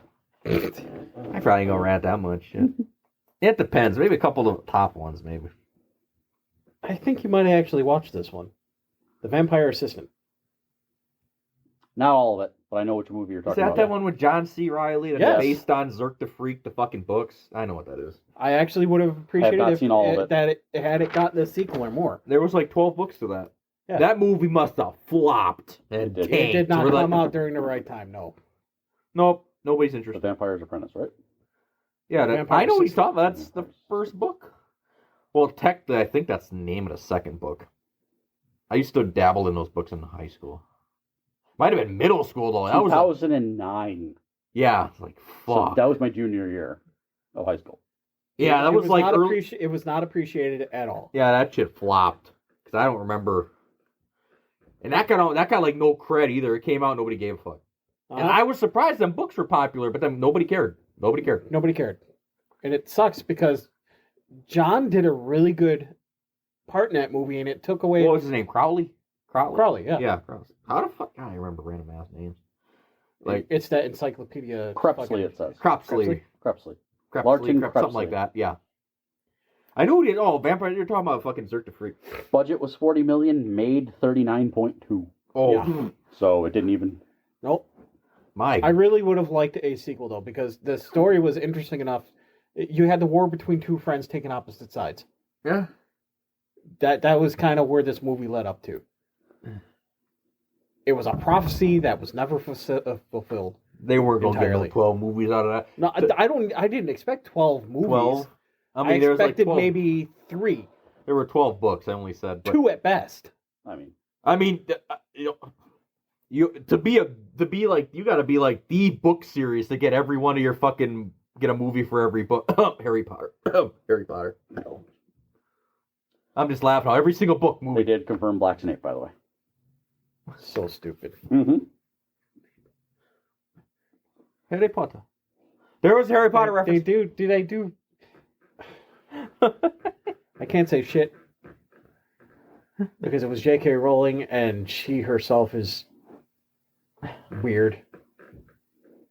Like, you can agree with her on things, then she says some weird-ass shit. It's like, what? Why did you say that? J.K. Rowling can agree with her or not. She can say whatever the fuck she wants, damn near, because she don't give a fuck. I got money.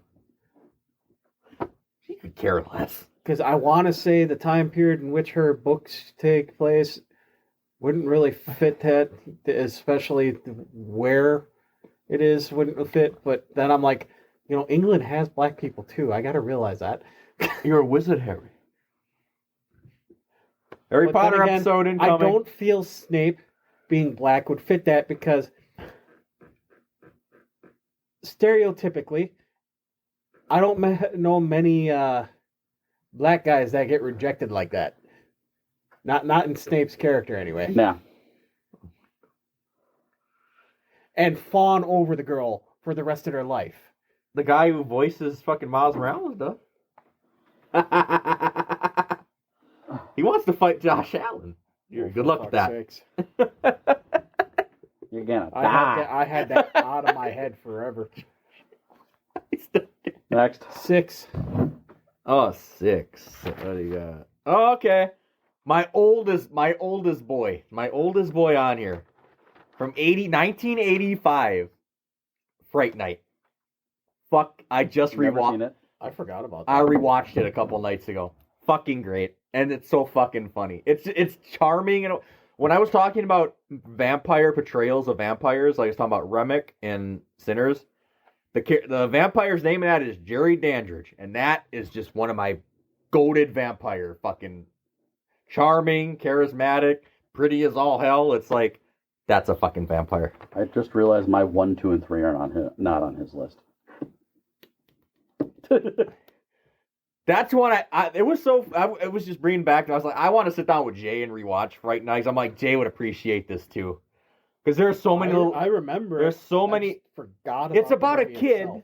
who sees Jerry Dandridge move in next door, and he's doing vampire shit. He sees him biting women through a window and doing vampire shit. He's like, "Hey, there's a vampire next door." He goes and tells the cops and shit. They don't believe him. Boy Who Cried Wolf type. So shit, he yeah. goes to the TV vampire hunter who believes in vampires. He's like, "What the fuck you mean a real vampire?" It's just funny. It's serious, but it's so funny and wacky at the same fucking time. It's that 80s charm. It's that 80s shit, man.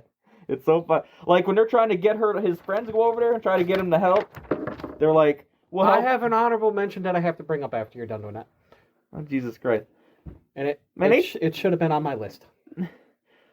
They try to get the vampire hunter to go help him, and his girlfriend at times like, "Will you help us?" "No, I'm leaving town. I'm not helping." No. I have 5. What if we pay? How much? I was done. That took me out. What were you saying now? They did that in this movie. How much? How much you talking? How much? Cornbread? His wife. His wife, How yeah. much? Oh, she's going to regret that now. Uh-huh. I have an honorable mention because of that movie now, and it just made me remember it. It is a guilty pleasure of mine. Jim Carrey movie. Oh Once God. Bitten. What? It's about this female vampire What made who you has to find a virgin boy to suck on / fuck, I guess. What made you think of that one from Fright Night or older? Older, and the fact that you brought up that they see a vampire next door.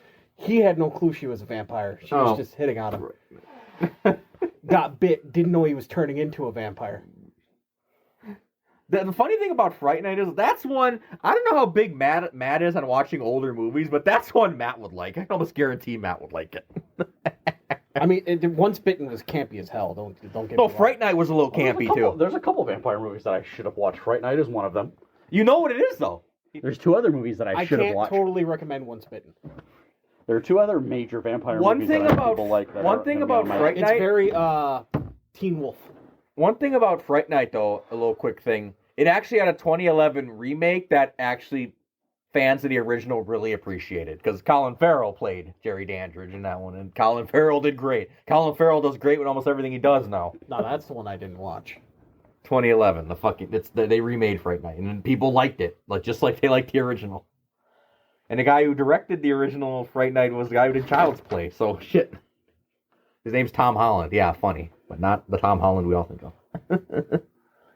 Okay, Fright Night. Oh, we're starting to get. Fright Night's beginning of my heavy hitters. I really love Fright Night. Where we start? Oh yeah, we're getting there now, boy. My next one's Blade. The Daywalker. Higher. The Daywalker. Blade 1 is my number 6. You're actually gonna say you're not no franchise rule, just Blade, the Just first one. Blade, the first one. Yep. Blade's the only other one that I have a multiple of. I have Blade 2 still on here. But you like Blade 2 more than 1. Uh-huh. Like the villain better in 2. 2 is the one with the older vampire, right? The vampire king or some shit. No, that's 3. That's 3. Dracula, him fighting Dracula is 3. Oh, 1 is his most known enemy. I just kind of enjoyed 2 plotline more than I enjoyed 1 plotline. Blade 1 still has one of the best opening sequences ever, though. Yeah. Yep. Wait, no. I could still listen to that song on repeat. No, I already know. It's Matt's best favorite opening sequence is probably Deadpool Wolverine now. It's gotta be. Yeah, but when he hears the song, he's probably thinking of you. Son of a bitch. It was The only classic. Pretty Boy, you know? It's in my tops. I can't. I love Deadpool 1 intro, too, so... Good morning. If I think of any of my friends that could potentially be in a boy band, he's the only one that pops in the head. Wait for me. Well, also look at the- your True Religion and all that. He's also the only person I know that would start an OnlyFans. What's your point? Hey. Yeah, but he's not going to start it without pressure. Under pressure? Under pressure, pushing down. No. You had to get to that line before you were like, no. No. Next. Blood Rain. Hey. Wow. What? Not surprised. I'm not surprised to hear that from you. No? No. I did like the games, too. Voiced by? I'm not the one who remembers that shit like that. Do I recognize the voice? Yes. But I don't recognize... Well, I know their voices. Come on. But the names themselves of the voice actors, I do not memorize like that. Hey, you don't He's the think... one who does that. Yeah. And he does it more for anime and stuff than he does for Yes. video games mostly. There's only one game I know of that he does the voice actor thing for, and that's freaking Metal Gear. David Hayter. Let's see here. Do I need to say more on Blood Rain? It's a No, female. I mean, you it's can a say the female obvious. blade. With more seduction. A lot of seduction. Seduction. All right. It's weird. I think it involves more blood too, Next. For me, Yep. Underworld. and Nazis. Nazi. Underworld. Again, the series is up and down, but it's Kate Beckinsale. I have Kate Beckinsale bias. She's got the double guns, is badass. And I just like the concept of you got two of the most classic monsters. Vampires, werewolves. How about they be fighting and shit? Movie. How about they have an age-old long blood feud and shit? I don't like you, vampires. I don't like you, werewolves. But yeah. I ain't gonna movie like that ain't gonna win no fucking Oscars, but it'll entertain you. I think that's the movie that put it in everyone's heads that vampires and werewolves don't like each other. Fuck you, Twilight. You just ripped Underworld. I don't know, maybe the books. I don't know. That'd be murky. You could maybe I don't know what came first and shit, but then they did the whole Underworld. okay because Twilight did the whole Twilight did the I know Underworld came out before the books did. man even fucking Twilight when I think about it.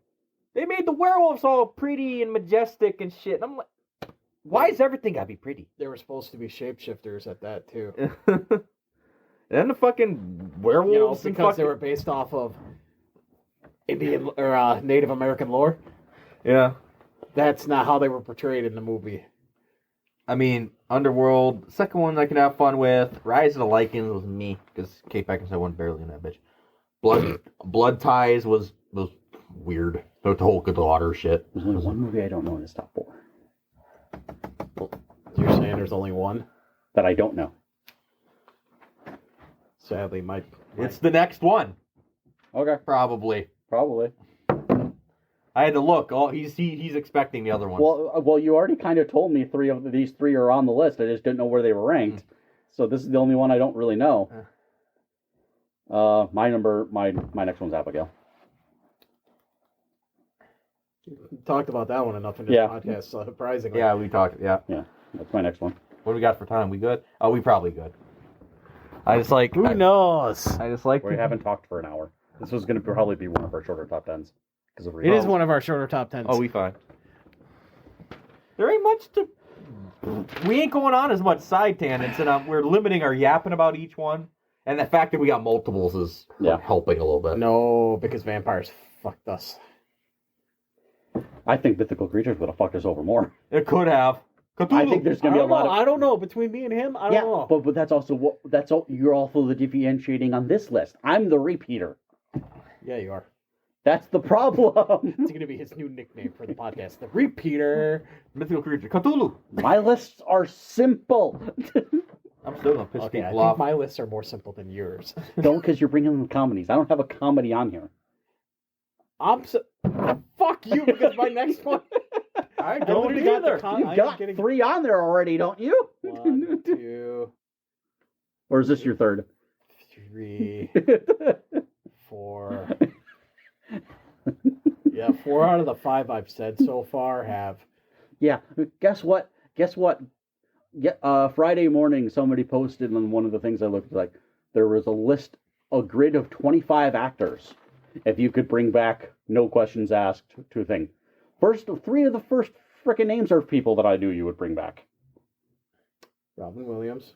He was a little bit further, but Are you kidding me? well, it's a Number grid. It was one. just That's it was number just it was one. just a random grid. What but else was on there? John Candy. That's Okay. a motherfucker. What's his name? The other fat comedian guy that I know you like. I can't remember his name. It's escaping me at the moment. What's his name? Do you want me to get loud? No. Farley? Yeah, Chris Farley. I couldn't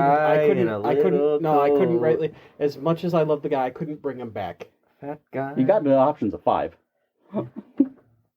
No, I'm just saying I couldn't bring Chris back because he was too heavily into drugs. So he probably would just right back into it. John Candy. Not to mention, attack. if I were to consult anybody, if I had the power to bring Chris back, I'd have to talk to Adam. Adam Sandler would be the guy I'd have to talk to. Hey, I got the power to bring Chris back. You want me to do it? No, let him rest. I'd hear that from him and I know it. But speaking of fucking comedies, since we're there. Oh, I forgot. Wait a minute. Oh, did you just go on a little mini tangent about actors you'd bring back and shit? Yes. Oh. He brought it up. No, I was Well, like I was thinking about you when I Because saw of the comedies thing. John Candy. Michael Clark Duncan's very high on mine because it. He was on that grid too. because that's my dark side. That's always my dark side. Dark Always. Shadows. It's my number 6? 5. 5. Dark Shadows. Yeah, I lost Or count. 4 left. Yeah. It was a very interesting movie as far as vampires go. Nobody else turned into a vampire. Well, actually, no. Technically, one did. Oh wait, I know what all 4 of your movies are Oh, wait. because I figured it out. And Your next one's on my list. I don't think I've found a Tim Burton movie I haven't liked. His live action ones or his, stop motion CGs.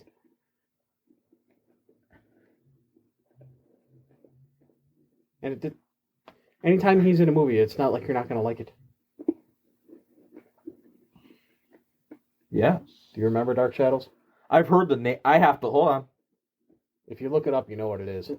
Wait, is that fucking what's Donnie Depp or whatever? Johnny Depp, yeah. Yep, I know what it is. Mistopheles. That's what he said. Calls McDonald's.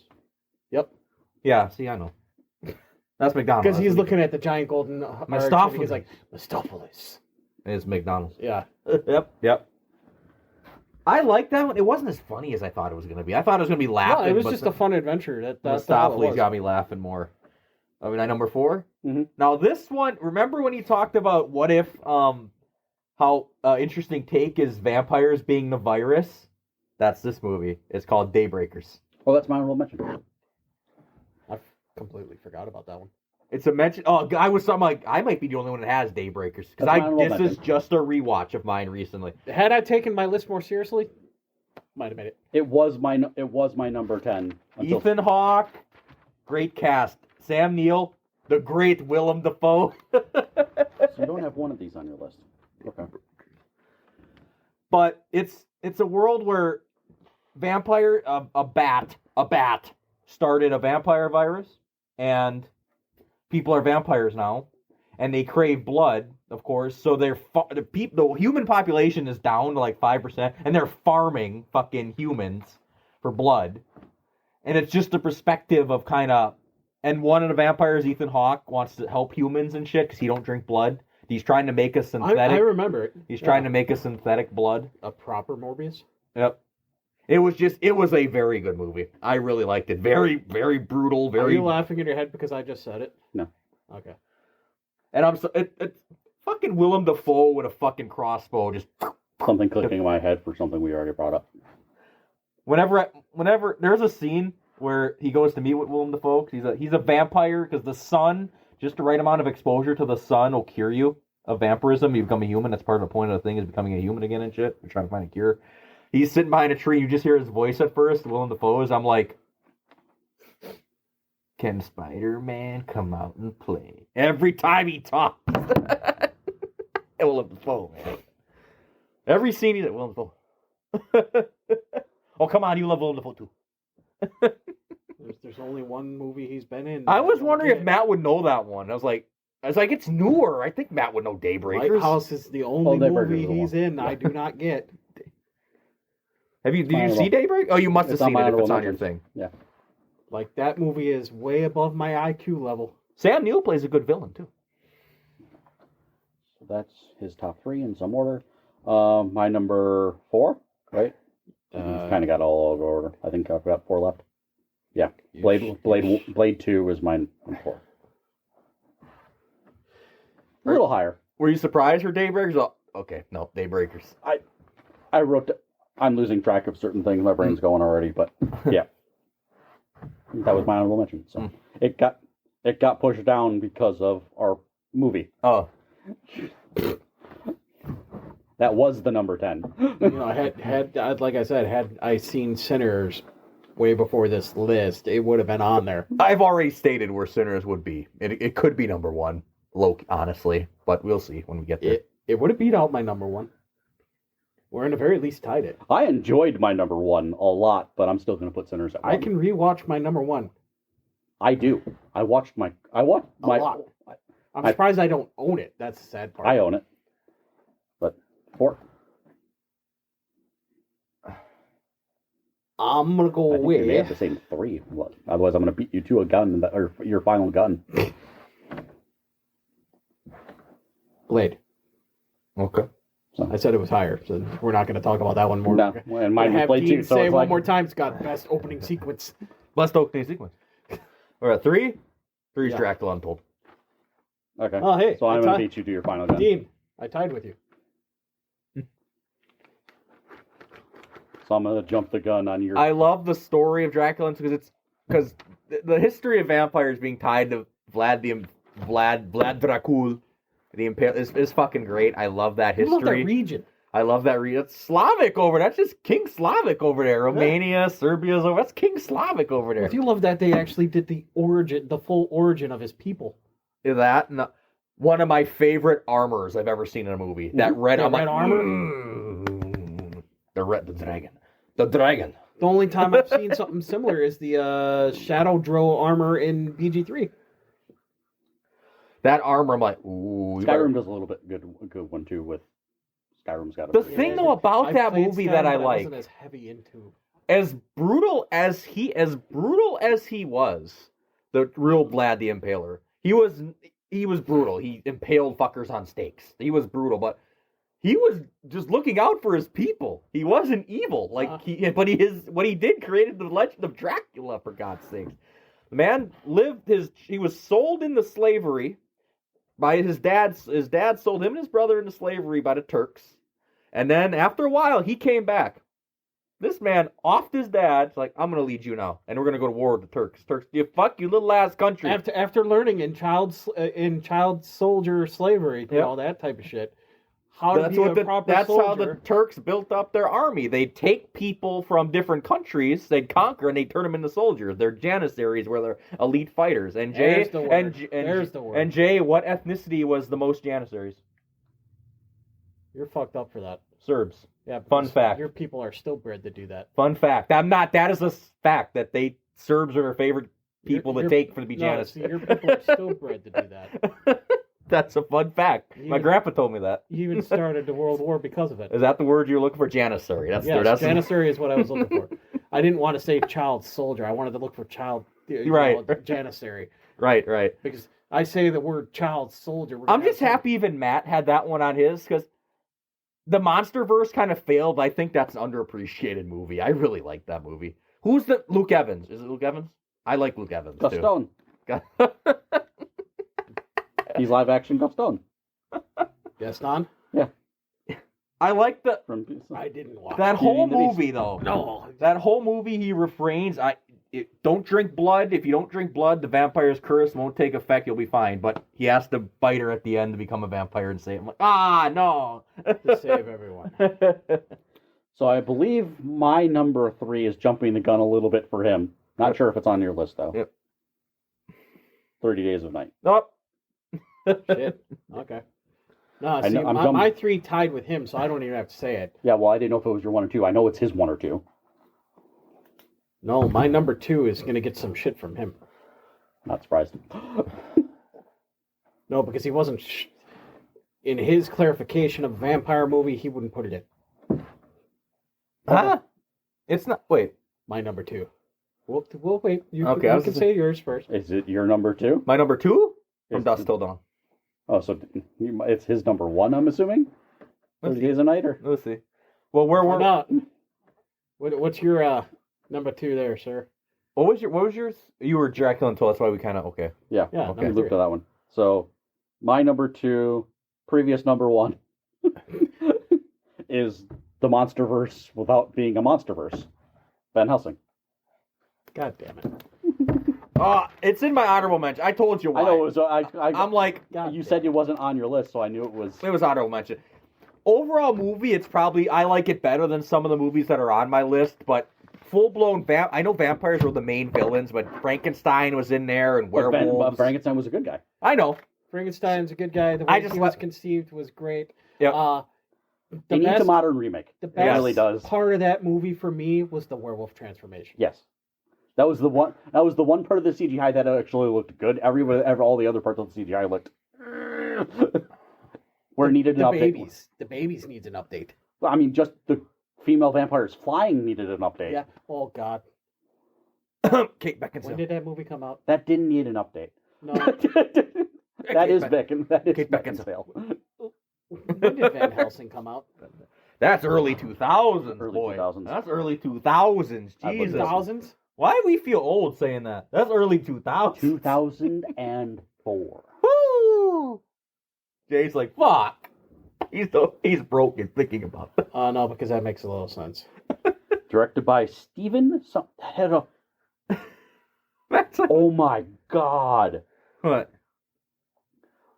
A 2004 movie had a $160 million budget. Van Helsing. That It makes probably... sense. How much money did it make? It probably flopped. It flopped. It with that definitely budget. flopped. It's kind of sad, actually. No, it made money. It probably broke even. 300 million point two.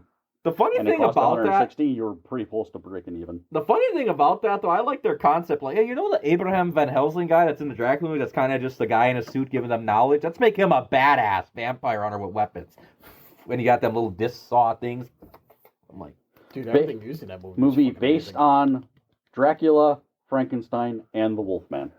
Van Helsing. They took in all 3 books. I like the... No, I love the opening. 'Cause I swear to God it was Jekyll and Hyde he was hunting. Yeah. In the opening. I love... It's Jekyll and Hyde! Fuck, I could have put that movie in there. Technically got vampires in it. Thanks for that. League of Extraordinary Gentlemen. Extraordinary. Got vampires the in it. female. The one that had Got vampires. big ties to fucking what's his name? The portrait. Dorian Gray. Dorian. Yeah. That's technically a vampire movie. I wish I wasn't so bad with names. I can remember things, so just names always fuck me. Mhm. Number 1, Dean. No, we're on my... I got to talk about 2. It's from Dusk Till Dawn. That's true. I thought you already did too. No, I said what it was. But you didn't talk about it. I don't have to yap much. It's an adrenaline movie. You watch that movie. Yeah, I thought we talked about From Dusk Till Dawn enough. I'm not going to Three talk about Sinners. Salma Hayek too much. But you said the name was said, and it got me off into imagination land for a second. But it starts off as a fucking goddamn Heist movie, and they go to this fucking bar and shit. And you got Cheech Marin fucking at the door with, we got this pussy, we got that pussy, we got all the kinds of pussy and shit. I'm sitting there dying from that shit. Then they're in there chilling. Next thing you know, everybody turns into fucking vampires. I'm like, what the fuck movie am I watching? What the fuck? I like it, but what the fuck? And they kill Quentin Tarantino. No, Tarantino dead. And Did he look the foot first? And Dwayne's dad. yep. And yes, it has to be said that's Selma Hayek's most iconic scene ever in a movie. That movie is it's just like it is. You think Salma Hayek, you just from Dust to Dawn? Damn. Well, no, thanks to you. Now, when I think of Salma Hayek, I'm thinking Magic Mike. Oh my! That's unfortunate. It is kind of unfortunate. Who's the main besides I think of Hitman's Bodyguard before I think even try to No, think the of... only reason I think of that is because I can actually see her moving that way. Who was the opposite of Tarantino? Clooney. I think it was George Clooney, wasn't it? Yep, George Clooney. It's the way she moves. It got Dean to buy the movie, for fuck's sakes. He makes the excuse, I bought that for your mother to watch. No, you didn't. He didn't. Good. It's a classic. It's a classic. It is. The only part is that threw me off because it's Salma Hayek when she morphs into a vampire. It's like, ah, shit, you're ugly. Why'd you do that? No, it's Your ass would have been smoky. I mean, like, Put on the bag. Put the bag on. It was like fucking Ragnarok over again. Take the helmet off. Okay. I hated that helmet. Hated it. You remember me the whole movie? How often is Deacon? Careful, she wants to retire. No, Kate Blanchett. We need you. She can't do it. Okay. Oh, well, give her some movies where she's just cameoing and she doesn't have to do a whole lot of work. Okay. I said From Dusk Till Dawn. Did Jake give his number 2? Yeah, You did? What was it? I tied with him. Oh, yeah, okay. I was wondering if that... Okay. Van Helsing. Oh, yeah, okay. That's why I said shit. Oh. I've only had 2. Not tied? 3 ties. They've been a little... I actually was doing really well, I think. They've been a little more different than I thought. What helped was Daybreakers, not Matt cutting Daybreakers. That You helped have really, actually been the star having Daybreakers... as far as lists. As though Everybody's early this I've was. seen a lot of vampire movies. But Daybreaker, him cutting Daybreakers helped a I little am bit. probably the most out there list. Yeah, because you got the comedies. Yeah. All right. Number 1. Mine? Yeah. Gotta wrap it up we in were 14 not minutes. Oh, 30 Days a Night. As figured. you. Okay. Quite literally, the most barbaric vampire movie I have ever fucking seen. Them Yeah, fucking I don't things. want to be caught in fucking Alaska. Them things are fucking scary. Holy shit. Them fucking I seen that really young. That motherfucker's just staring at that boat and shit, and them fucking they're living in that frozen boat and shit. Wait, did they have yellow glowing eyes in that? Not really. They were just I think their eyes were black, I think, damn near. That's what it was. It was straight black. Jet black eyes. And that motherfucker who always plays the villains in there, and he's just like, oh no, you just exist to be our food. I'm like, bro, fuckers were evil, man. And I'm like, I'm in. Like, it's barbaric. But 10 of them are just chomping on people. I'm like, remember, I seen that really young, so that's an impressionable movie. Like, fuck, dude. Well, speaking of impression movies, you're going to understand my number 1. We even talked about it at work. Like, holy shit. And there was good action. And it was Josh Hartnett, who I wish would make a... Josh Hartnett don't do shit no more. No, he's making his comeback now, because now he's been in Oppenheimer. He just did Trap, and now he's getting his airplane movie. He's getting an action airplane movie. I love how Matt's not disagreeing when I'm saying how barbaric and gruesome that fucking I was movie. I was leaving it for you to talk about. To use your term, right. every movie on your list has kind of been a banger. Not Queen of Damn ain't no banger. That's just sexy. That's just sexy. Okay, in guys' movies. The guys' movie terms. But Jesus Christ. We don't need to talk about number 1. We spent 45 minutes on it. I forgot the bald guy. I like the bald vampire in 30 Days a Night too, because he don't say shit. He just literally just fuck whatever number 1 was. It's there. You remember the bald? It's a better movie plot-wise than Van Helsing. What do you want from me? You remember the bald guy in 30 Days, the bald vampire in 30 Days a Night that don't really say shit. He just be staring at motherfuckers like they food and shit. He's like, Van Helsing didn't have a story. It was a culmination of every story. Yeah, I do appreciate those. Hey, I know. That's why I like League of Gentlemen so much. Jay's gonna take a trip to Alaska. Oh, we got a nice spot, little Alaskan fishing village. I'm not going there during winter. There's just a boat that's encaved over there. You're like, I'm gone. They probably vampires in there. You should check that shit out. Jay's like, no. Them fuckers are fast too. I've never seen vampires Norway, haul Sweden, Germany. I'm not going to Europe at all because of you. Vampires be walking Sometimes walking slow and ominous, or they be teleporting. It don't matter. Them fuckers in 30 Days a Night just haul ass. They just haul ass and fly and shit. It's like, bro, fuck this, dog. I don't want to be laying there half alive. I got 10 of them fucking, fuck that. You're still alive while they're eating you, yeah. It's like, well, everyone, they're not eating, they're just drinking my blood. It's like, fuck, He said his number one. Did you hear it? What was it? He's still on barbarianism. Barbarianism? I'm done now. I'm off. Okay. I said, we don't need to talk about my number one. We spent 45 minutes on it. Sinners. Yeah. Oh, I should have. I known that already. That's part of the fucking. I known that already. Like, he was saying the whole time it was gonna go to 1. So I pretty much. I took 1 for him. Oh, my one. I'm curious if you even remember when I said it. Oh, at work? Yeah, we talked. Lost about it. Boys. Yep. That was one that I knew is good and haven't watched yet. It was tied with Fright Night, and I was like, I had it tied with Fright Night. I was like, yeah, I'm gonna leave it. I'll let you yap about it. The other one is Interview with a Vampire. Tom Cruise. Yeah. That's I the. get to watch any of those. That is the original Interview with the Vampire. Queen of the Damned is a sequel to that, technically. Interview with the Vampires and Queen of the Damned are Anne Rice books. It's the Vampire Chronicles. They're books. The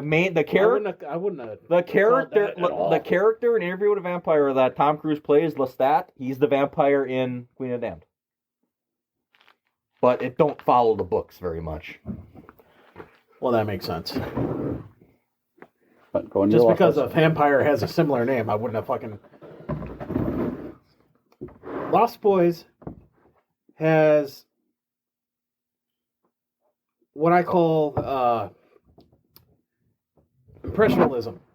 I watched this movie just because I'm sitting there with my mom and it's something that's on. But it has this type of story that just draws you in because there are relatable kids in there and they're dealing with these situations that you yourself never feel you would ever be in. And then they add in this whole, I don't want to say horror aspect of it, but it does get kind of, I don't want to say, it's not gory. Gory's not the word I'm looking for. We're okay. Horror. It 8 does minutes. get a horror Right. vibe to it. The vampires are trying to lead them into doing all these things. Yeah. A young Kiefer Sutherland. Mm-hmm. He's the main vampire and the leader of their little group. It's one of the main reasons I want the pop where he's got the noodle pack. One thing, one little snippet I do gotta say in this last little thing.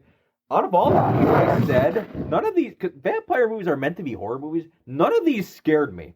The one I was young. The only one that gave me the creeps was 30 Days a Night. It's like, oh, fuck, dude, that's the only one. I was like, God damn, these fucking I things. can tell you none of the movies on my list creep me out. 30 Days a Night. If you watch that young, it's like, God, the whole town. We know Alaska got them long ass nights and shit. 30 Days a Night. No, fuck that, dog. I'd go out, fucking eat me, bro. Fuck this shit. I'm not dealing with this stress for a month. In fact, the only movie I can compare Lost Boys to is another one of my mom's favorites. What the fuck is the movie with the greasers? Grease? Grease? Not Grease. The Outsiders? Outsiders. There you go. How am I just pulling these movies out my ass? This is the reason why I direct it towards him, because The I know... Outsiders. The Outsiders was The number 2 on my Outsiders, list, but you I had know- to make the Grease reference. Do you know because the Outsiders cast? How Oh, yeah. you got Patrick Swayze, rest in peace, young Ralph Macchio and that bitch. Emilio Estevez, young Tom Cruise. But it's like Dylan. fucking Matt cast. Dillon. But you see Matt what I'm Dillon? getting? It's like that same kind of Yeah, the vibe and greasers. genre, but it's vampires. I read the book in high school. So did I. I read S.E. Hinton. I still Required remember fucking reading. author. You know how they say required reading? Never. But I was still I surprised. didn't even read To Kill a Mockingbird. My I watched. school is a big have to requirement read of mine. A lot of kids read Great Gatsby in mine, and you guys said we didn't read Gatsby, but a lot of people read Great Gatsby in I mine. read Call of the Wild.